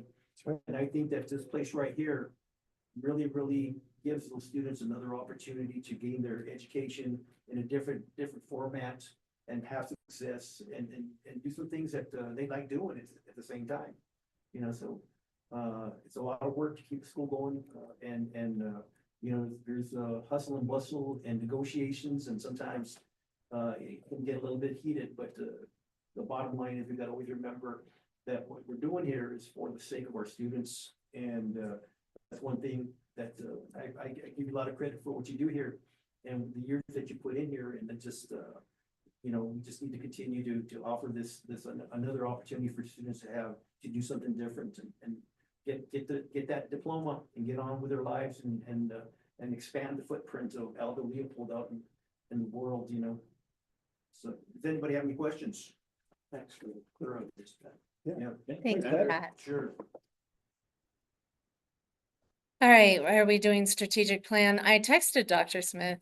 He seems to have disappeared. So Would you like to come back to it later, or do you want to say something about it? Or we don't need to. just skip it? We can skip it. Let's skip it. I can say we don't need recruitment efforts. I'll talk about numbers. Yes, we're doing it. Maya's working on it. Got it. That was A, B, and C. That was A, B, and C. Hopefully you were following the agenda. Okay. So then, next Director's is report. director's report. That I can do.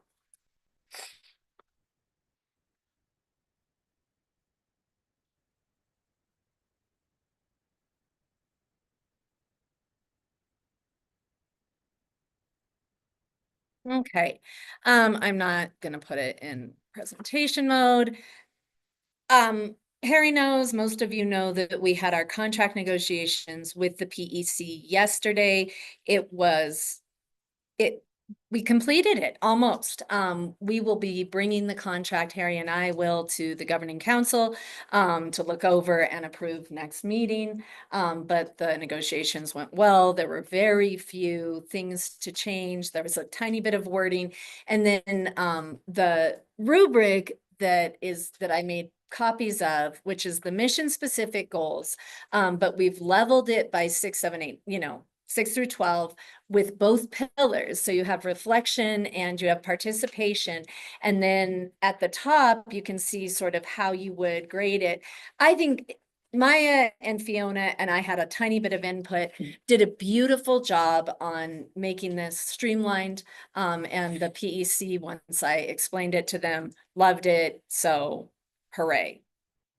I'm glad we are almost done with the whole renewal process. It has been grueling. I loved it when Commissioner Beck said, are they all supposed to go this easily? I know. Nice. Yeah, it was not bad. With the facilities update, I just have this as a standing item. Obviously, we have a lot of facilities discussions going on.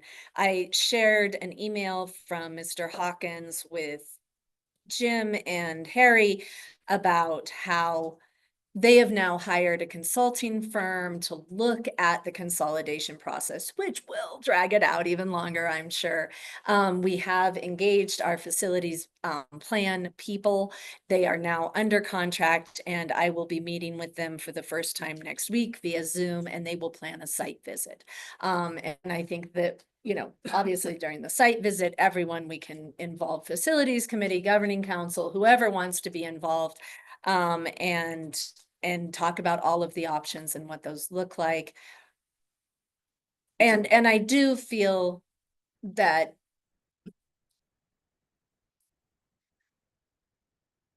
we can stay here longer than June of 26. I don't have that in writing from anyone, but I believe that. Maybe I'm too positive.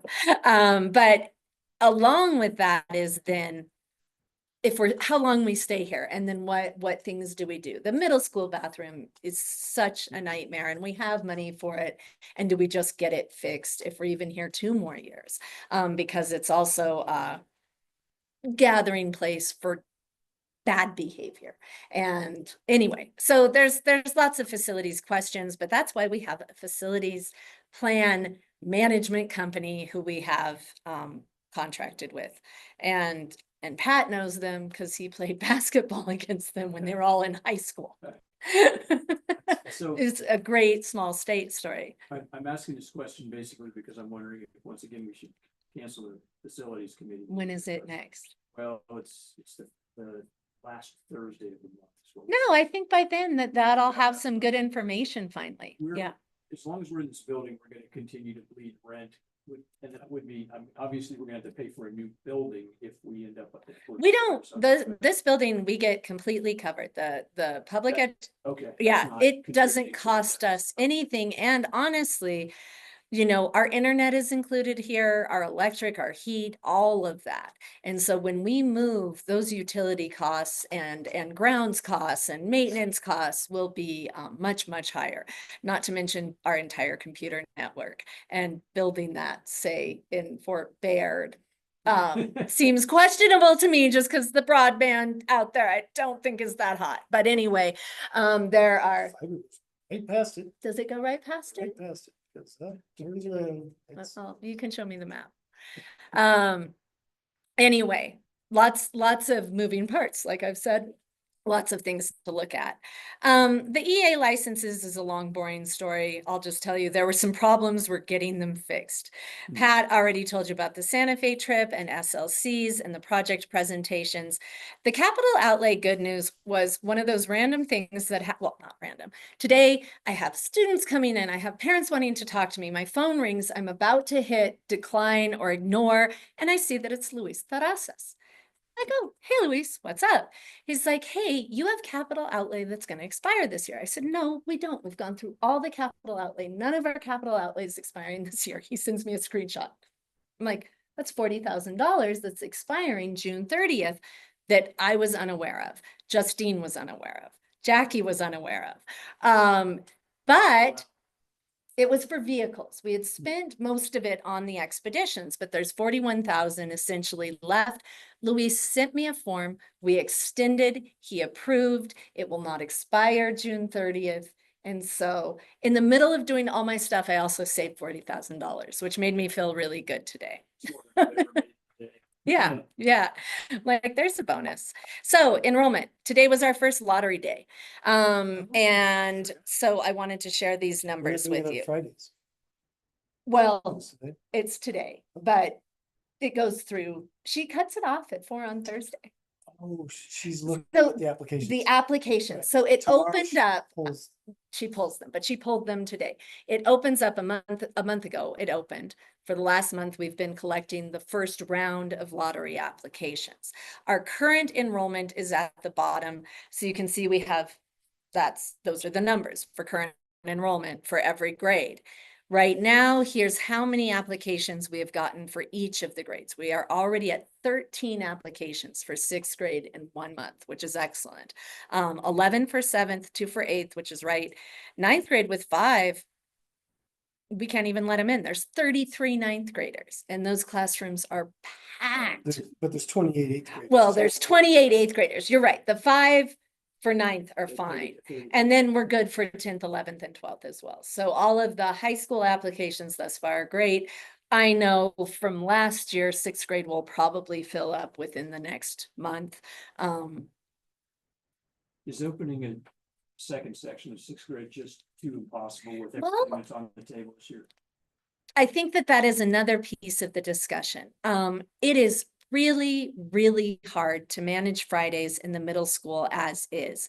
If we add another 18 kids to that and only 1 staff member, I see that being troublesome and burdensome.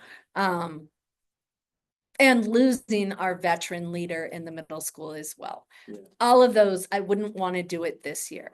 It is certainly something down the road I've always thought we should do, that we should break up 6th grade and not have it self-contained like a elementary, but have a STEM and humanities side, just like 7th and 8th.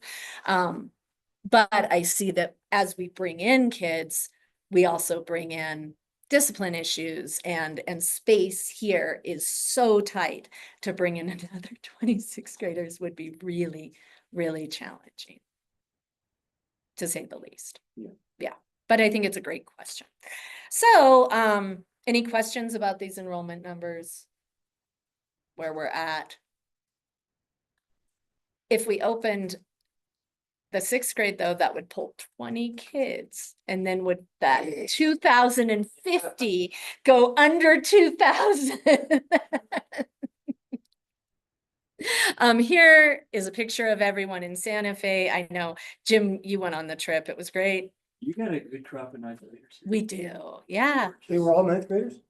No, but predominantly. The Oh, ones who yeah. went, so I can make it bigger, yeah. Iris, oh, so great. Is that Eliel? Yeah. Yeah, and then we have 11th graders. Okay, yeah. And Savvy and Neil and Shane and Simon. Simon's a 9th grader. Yeah. He actually came from Cobre. I taught both his brother and sister. They're great. Which means to Tennille is right there. really. She looks so grown up. So grown up. Yep. Any questions, thoughts on the director's report? Great. I'll stop sharing my screen. Thank you, Hannah. Thanks. Thanks. So committees. Alex has not renewed his membership on our council. He was serving on finance. And Risk management. risk management. Thank you. I have the list right here. Ah. No, but that was good. We had a risk meeting today, so. Lauren, have you given this subject some thought? I have, and I would say my experience would lend itself best to be in the risk management committee, especially since there's a vacancy there, and I'll have to kind of coordinate what other committee I could be part of based on my changing schedule.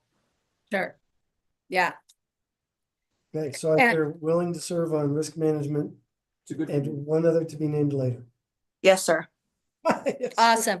So Lauren, just to let you know, right now we have a planned trip to Mexico for the seniors next month. And that's why we've been meeting as sort of a small risk management committee every week right now, just like, where are we? What are we going to do? And so I will invite you to the next one of those meetings. And Will was actually here today and he got to come. He wasn't going to, but he can fill you in if you want to ask him about where we're at with it. Okay, sounds good. Thanks. Well, thank you. I'll be happy to have you on there. I will appreciate your expertise.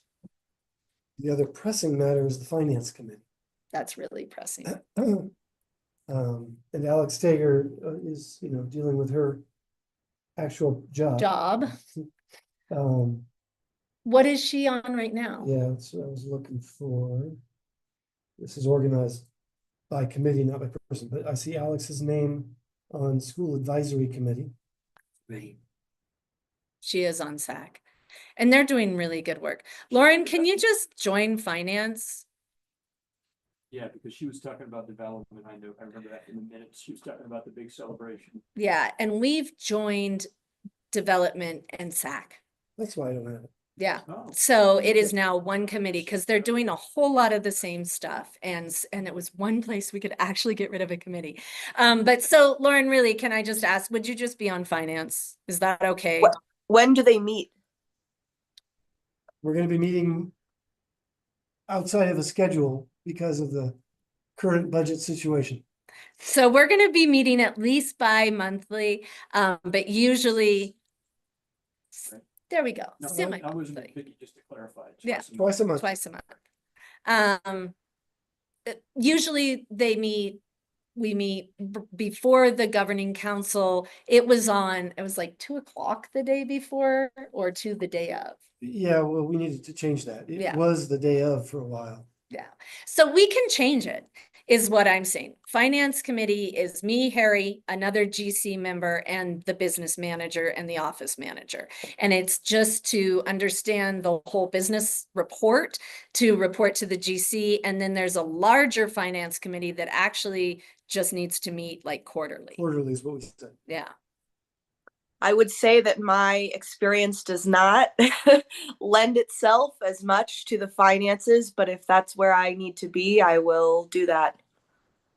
Why don't we see what Alex Tager says? She is currently on audit committee, which is not a time intensive committee. It is not. say So the least. SAC is her only committee? As far as I can tell, Okay. There was a time we had audit/finance. Mm. it's not allowed. Statute clearly requires two different committees. I know. It's but good we- you're two training, different Harry. committees, same people. I That- think that's, that is I the think way- that's bad practice. That is the way it is on most. To councils. some extent, the audit committee really should be able to objectively evaluate the finance committee's work. But when you're limited to so few people with so little experience in those fields, it makes sense to have a duplicate of people doing both audit and finance. I understand what you're saying, Harry. I'm not disagreeing with you. I'm just saying that get some more governing council members. Well, that's on there too. That's all. We absolutely need to get more. Yep. But I think Alex would agree that finance is crucial right now and audit is not. And I would- sensing some reluctance on Lauren's part. Well, and I would say Alex has more historical knowledge, having been on the GC for so long now. If she wants, so it's up to them. I don't care. I just want somebody on it because we need somebody to talk to. It sounds like we should not be considering Sebastiano Well, for a while. just- We can. I don't know. It's such a horrible long story. Poor guy. I don't know. Hopefully things get resolved for him soon. It doesn't mean he's gone forever. It just means right now he is just, they're in a crisis place. Okay, so hopefully we'll address that soon. Okay, that sounds good. As far as committee reports, I got the following from Ally about the curriculum committee. They have decided on the skills and experiences they want a graduate of Charter of Alder Leopold to have. We've heard them say they're working on this for a long time. 1, active reflective learners. 2, stewards of the natural environment. 3, resilient, open-minded individuals. And 4, considerate, collaborative community advocates. Yeah. Anybody want to shoot any of those down? Don't you dare. Took us 2 years to come It's up. a very, I wasn't at the last meeting, because I was up in Santa Fe. I like us to have actionable definitions, like. So this is something that is like a little, it's a way to say, here are the things we do, how we get there. And we're coming up with a whole visual for this. And there were so many mixed metaphors, but the pillars that allow us to get to that are different. That's what's actionable. This is the final result. The final result is simple and clear and direct. How we get there, the pillars is something else. And that is a long. That's the part I'm interested in. Yeah. The Yeah. Pillars part. Yeah. And now So this- Fiona would like those to be, that would to be trees. And somebody else would like, I'm like, okay. Okay, all right. We're We're not gonna go down that path. Okay, and from the School Health Advisory Committee, Nurse Gomez reported that on April 7th, they're planning to review the behavioral risk survey for the year from 4 to 5 p.m. right here. And council members are invited in case they wish to hear about that. And we've already done the finance committee. Yeah. I just have to stand up. For Sure. Sorry. Sorry, April 7th, 4 to 5. Yep, April 7th, 4 to 5, review the BRS. Is this with parents and staff and whoever? I don't know what they're planning. That is not what it sounded like to me, but maybe it's in this room, so possibly. In the That's- past, I know we have. I do not know what they've done. Shaq has been sporadic since your departure. Doesn't even see me standing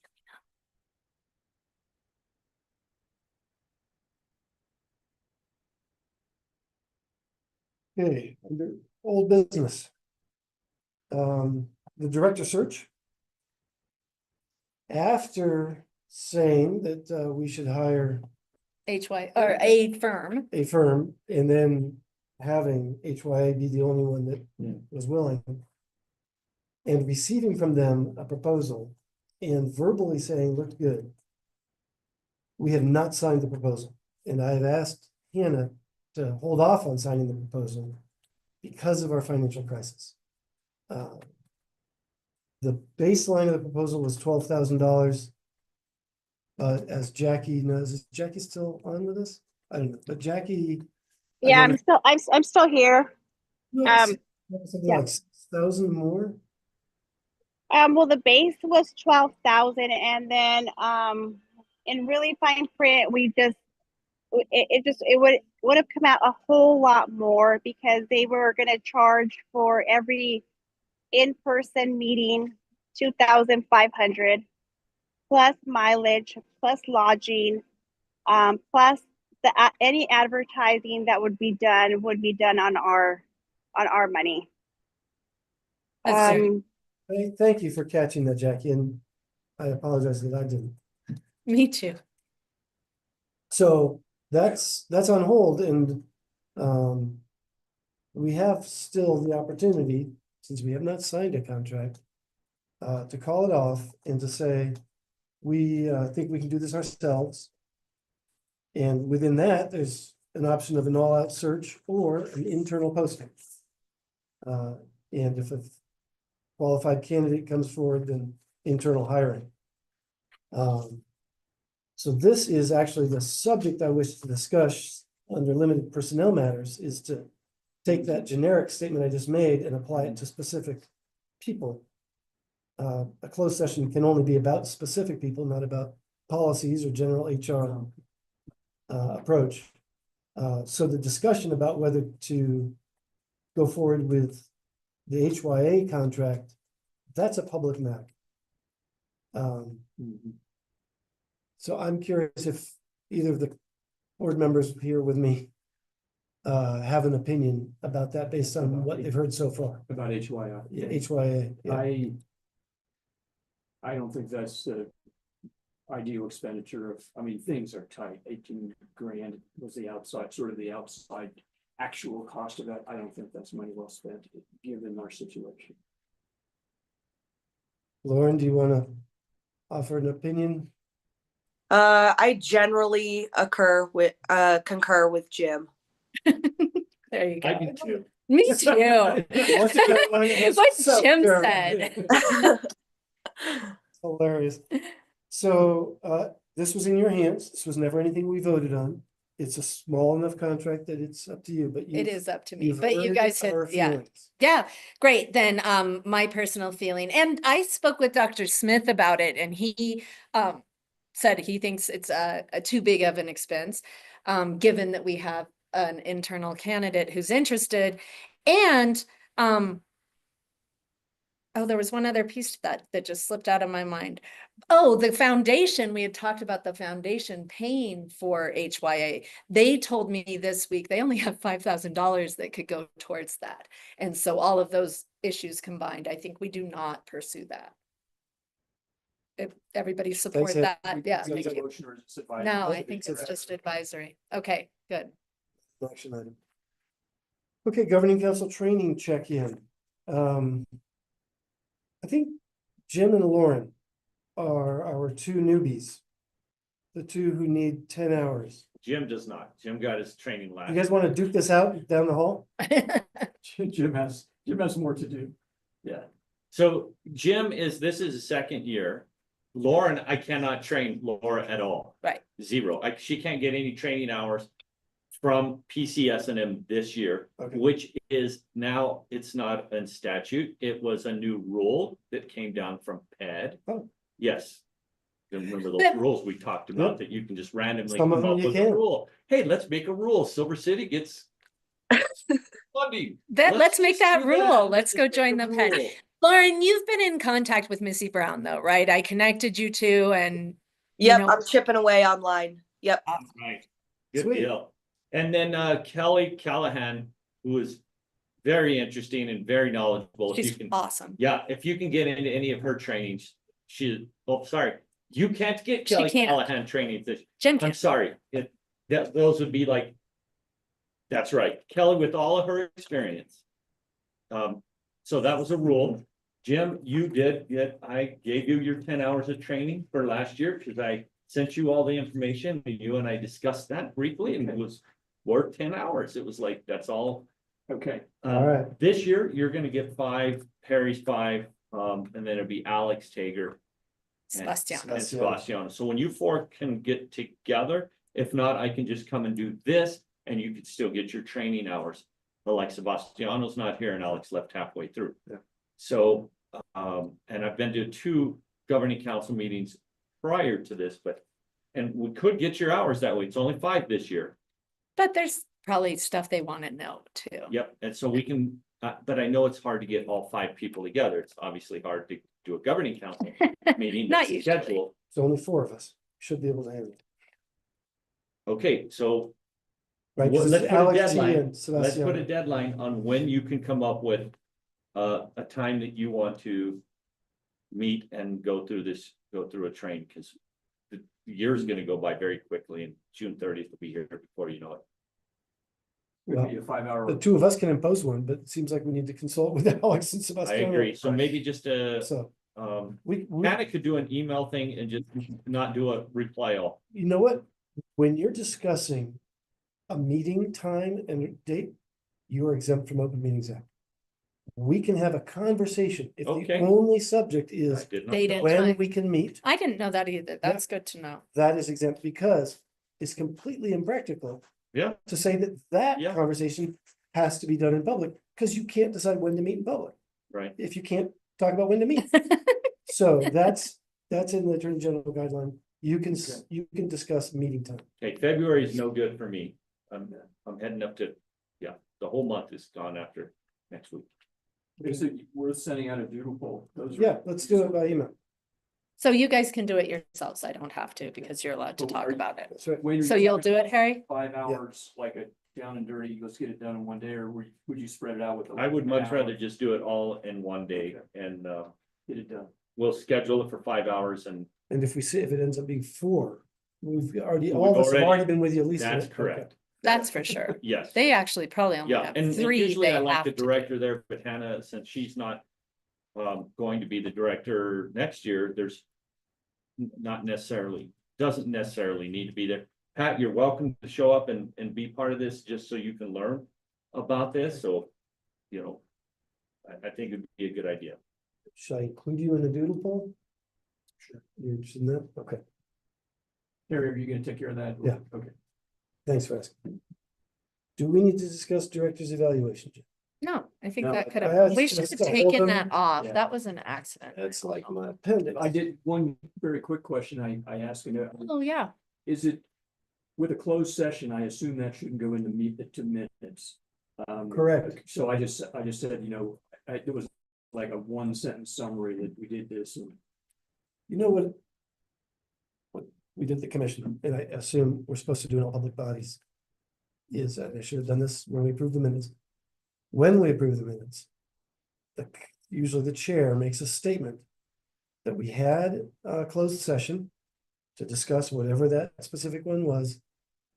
There was no discussion Right. on any other subject, and no actions were taken. I'm supposed to say that.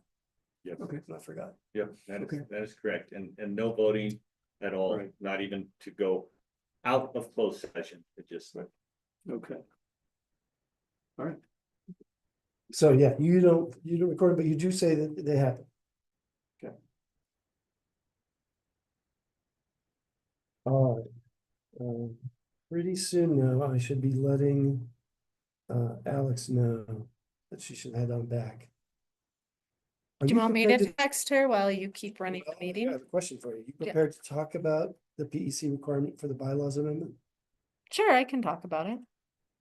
I can too, I can help. You can both. Oh, yeah, Wayne can talk about Okay, it. I'll text her when we get to that item, because Okay. then we've got all of this other stuff together. Okay. So, we need a vice chair. Alex McKenzie was vice chair. We have with us here one secretary And one and chair. one non-committed. Lauren is gonna be really busy. Yeah. Yeah. Do you Okay. get, can I share your news with everyone? Do you want to? Oh. Yeah, no, that's fine. You can say it. Lauren's pregnant. Woo! Congratulations. Wow. Thank Yeah. you. So she doesn't want to be vice chair. Do you know what the duties of vice chair are? Nothing, it's true, but if you're not here, and Harry travels often and widely. It's true. I will be gone for 2 of the next several meetings. So I think To be that, fair, I don't know that I'm a seasoned enough GC Right. member to confidently take that position. That's fair. That's very fair. Laura. it is. Yep. That leaves Sebastiano or Alex, Mhm. and Alex has already been chair, and I suspect that doesn't. But since she's been chair, she knows what to do. Got that in- And it is actually very little duties. I was vice chair for a long time. I loved it. And the vice chair doesn't necessarily have to run the meeting, like The Oh, no, secretary. that's could. true. They don't have to, no, they can. they don't actually know what the duties are. I guess if I die, Let's not. then it's important. Yeah, given the budget, we. Let's talk Alex about it. I feel like just based on the sketch of the description you gave us about Sebastiano's situation, that would kind of He doesn't need anything Yes. extra on his plate. Yeah, yeah, we'd like to keep him on the board. so for it's not sure. be- He's such a great member. Okay, thanks. So. I don't know which of you wants to do this. It's the new travel and per diem policy. No, It's no, you. that's crossed off on mine. Didn't Oh, cross off on yours? no, We didn't, you didn't bring it? It's my, no, no, when they ask, is there any changes to the agenda? You can just say there's no. You don't cross it off. You just, like in the notes, just say nothing was discussed on it. But there is a I new need to table. it. travel and per diem policy on the agenda. It's me. See it. I need to table it Okay, because we're I've gonna been so table it. absorbed in the money. but we just don't cross. Is Yeah. that and that, just so say, Oh my I, gosh, Alex? I know that Jackie has been waiting to address that. Can we let her go back to her vacation? poor Jackie. I'm still here. Oh, Yeah, I'm so sorry. so Jackie, you just heard that Harry tabled the per diem and travel policy, so go have fun, tell Cody happy birthday, and thank you for coming. Thank you. So, we're gonna do it next meeting. I hope If he so, brings if I it. get my act Okay. together. I think he likes mine and he's just stalling because he really likes the ones that I came up with. I think you're right. You guys have a good night then. You Jackie, too, bye, have fun. Jackie. Lauren, congratulations. Bye-bye. Jim, the minutes should reflect that Alex Tager has returned. Okay. I didn't note her departure. Okay. She was, You'll see it in the recording. Wayne, do you want to do it or me, the bylaws? Yes, C says the PEC requirement for bylaws amendment by June 30th. So what happened is there was a school in northeastern New Mexico where they didn't really get along with the director well, so all the governing council members just quit. And left All at once. all of them, just all 5 done. They were gone. So That's one response. You could also fire the director. Right. But, okay. yeah, yeah. So what PEC had never dealt with that before, and Charter School Division had never really dealt with that. So they didn't have any policy in place. So what they were going to do is revoke the charter, which that word got back to the students of the school, and the students organized, and they were able to come up with some governing council members, well, within 3 days, by the time the PEC was actually going to, well, it was the Charter School Division, not PEC, even though they are state authorized charter schools. The Charter School Division was going to disband them, say, you're no longer going to be a school. It's like, wait a minute. Anyway, they did get their governing council members together. They got them sworn in at the PEC meeting, and they were able to save the school. And it was just amazing to see that the kids were able to put all this together and do that. So the PEC said, well, since we don't have any kind of bylaws or anything, schools need to come up with their own individual. They don't want to micromanage and tell you what you need to do. If everyone resigns. If everyone resigns, so they want the governing council, each governing council to come up with their own bylaws. So that's what you need to add to your bylaws. So first is, there's 2 parts to it. If you drop below 3 and you no longer have a quorum to vote for a governing council member, how are you going to handle that? Okay, so that's one that you need to come up with. And the second part is, if all 5 of you, whatever. None remain. And yeah, so we have to come up with policy, but we have till June. You have until June. And so policy committee can work on that. And I'll Yep. let them know. Okay. Is there a template for Thank the you. policy? Their PCS&M is coming up with a template. One of the suggestions, just at this point, just to give you maybe a starting point, is if you have less than a quorum, then the director will go out and find another member, then add that member to the governing council, and then so at least you'll be able to have a quorum. The 0, let the kids do it. You know. No, I have, you guys are gonna have. You'll share the Yes, but policy PCS&M template is with us. working on, and they have their attorneys gonna be. All right, Thanks, thanks, Wayne. Wayne. Yeah. Appreciate it. We are at action items. So Justine went over several of these, and you have all in hard copy. There's some numbers that were skipped, so we can't just say 18 to 18 to 29. 29, you cannot. Urge a creative motion. Or Quick and creative. I encourage it. not. Can I say, bars 18 through 26 and 29? Well, if you exclude 23, Oh. I amend the, motion. Will you amend your motion to exclude 23 from your list? I second, The amended motion? yeah. Is there any discussion about that motion? I'm assuming on these bars that are we generally deferring to the wisdom of our business manager with these? We've done that in the past. Generally do. Okay. The only question I have is private grant. Do we know what grant that was? I do, Carryover, yes, Yeah. from previous year. yeah. I have to look at it.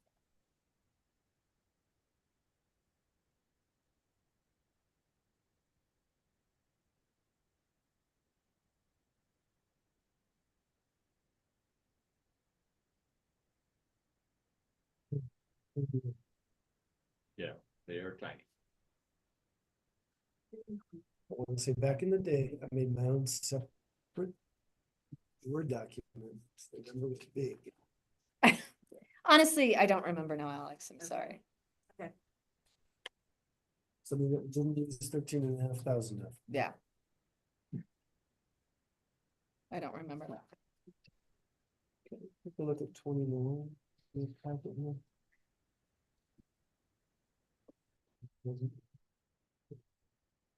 So surprising she's able to fit this into 3 lines. Salaries, and supplies. Oh, well. My YCC ones were always very long bars. Okay, hearing no further discussion and having a motion on the table. All those in favor, please say aye. Aye. Aye. Aye, that's unanimous. Governing council input. Jim, I believe you had something. My mind has been on many things late. Two of my focuses have been on immigration, and I mentioned, I think I forwarded to you, Mr. Hawkins' letter. And Yeah, it was maybe- excellent. Maybe he sent that to you already. I had seen it, but it was excellent, It his was- and I communication don't with know the if it community. was something he drafted originally, but there's been much praise for that document, but That's basically. We met, I'm working with Indivisible, I guess official disclaimer, but last night we met with one of our Aldo grads, online. Bella Bjornstadt, who is working for the New Mexico Immigration Center, laws, I know, Immigration yeah. Legal Center, and she, it was an hour-long presentation, but I jotted these down because I thought it might be pertinent to some of our students. I don't know if we have any students whose families are contending with immigration issues now. And I don't know how, you know, how much of a priority this is for us, but this is just a little bit that might be useful. The Trump administration changed the sensitive location policy. That has been rescinded, in previous to that, schools, churches, hospitals, and courthouses were all places where you could not make an arrest for somebody who might be violating immigration laws. If somebody comes to the school, they must have a warrant to see a student. And there are 2 kinds of warrants, and I didn't know this. There's an administrative warrant, which isn't enough to, for instance, demand that you bring a student to meet with the ICE agent. There's a judicial warrant, which is the real deal. And Bella stressed that these warrants they're very rare for ICE to show. They sometimes use kind of bullying tactics. I said, you don't have to respond to that. There's a recommendation that schools define a private space, which is like a safe space, and ICE can't enter without a warrant. Okay. So some businesses are starting this too, because they have undocumented employees. They said you can be in the room where people eat. You can't go in the kitchen. It's a private space. And Bella recommended that you train staff and have a plan in case this, and that, you know, if this is not a huge priority for the The school. public education department actually sent out a really excellent memo Okay. almost immediately, and I shared it with staff. So I think we know Okay. our general plan. this is did anybody drop one of these Yep, posters we off? have one posted Okay, good. upstairs. I figured so, because they've been. Okay, that was item one, and the other one is, I feel like there's a lot of, yeah, so. let's have to take it. And I also brought along two of the little cards that are there, I just as a sample, I know Chris has been making these up. And they have instructions for what you have to and don't have to say to. And I think those have been shared with staff already too. Then we're good. Last thing, I'm just concerned as the former, well, the different slides, there's the same card. Okay. I was with the Gay Student Alliance, I was the faculty advisor for that, and I was aware in one of my classes, a freshman class, I had like 17 students and 7 of them identified as transgender. And I'm not gonna get into the various approaches to transition, but I feel like there's a lot of hateful vibe out there, and I think that it's something we need to pay attention to, supporting not merely transgender students, but LGBTQ students in general, because I feel like there's hostility out there. My guess is this school is a haven for students who identify that way. And I don't want to ever lecture you. I think you're very supportive of students with that, but I'm just wondering, do we need to do anything extra? Do we still have it's not even Gay Straight Alliance, it's gender. It's so funny because I can't we come, changed it just the last year. yeah. I'll ask Ally, but there is still a Okay. GSA. They meet regularly. I know that Ally has, and she is the faculty advisor for it. And that she has been accessing resources, especially from PFLAG lately. But that I can certainly ask her to take the temperature of kids there and ask them what they need. I think that would be a good The place school to. went through a pretty long, like a 2-year program with, that conducted research, about, really directed at lowering the suicide rate among gay, LGBTQ students, because it is, considerably higher than the general population of teenagers. And it's just something. we need to pay attention to. 100%. I agree with you, but my answer is I don't know, because I do think we do create a safe space, but not everywhere else is. And so what do you need would be a great question to start. I'll share that. It's Jim. You at one point said schools can define a safe space. Is that something done administratively? I would guess, I mean, there was a lot of information coming at us fast and furious. I mean, Bella did a great job, but there was Yeah. just a lot out there and it changes. And Bella offered to come down here and give a presentation to the school too, and to staff who are interested. Of course, she's welcome. Yeah, We'll see. even though we may not have a student who would be undocumented, I think these people, all our students know family members or cousins, friends. Well, I know that Jennifer's been organizing that, and Violet Ledbetter, who runs the Keno Club in the high school, is interested in getting everyone in Keno Club trained to understand all of those laws. And so I think that would be great. Keno doesn't refer to the gambling game. does it? No, it's a club that they started after doing the conflict awareness trip. It's a club that group runs on the border, helping cross-border relations, as well as Violet's doing a clothing drive right now to take down things like that. And so it's all border related issues and kids supporting other kids sort of thing. It's Is really great. Keno like by Keno? Like Maybe. Keno Bay? Maybe. Well, the school is in Nogales, right? Okay, Because that's we what it visited the was. school, it's It's a just Padre Catholic school, Okay. Yeah. like Our Lady of Lourdes. Padre Keno. Yeah, Well, okay, there's a Padre- right, there is a Padre Keno. yeah. Okay. Well, very Thank cool. you, So we Jen. have that. That's great. to do. She's so awesome. Any other governing council input? Okay. In that case, we will be moving on to closed session. I'm gonna stop the live stream and stop recording. Thank you. Mhm.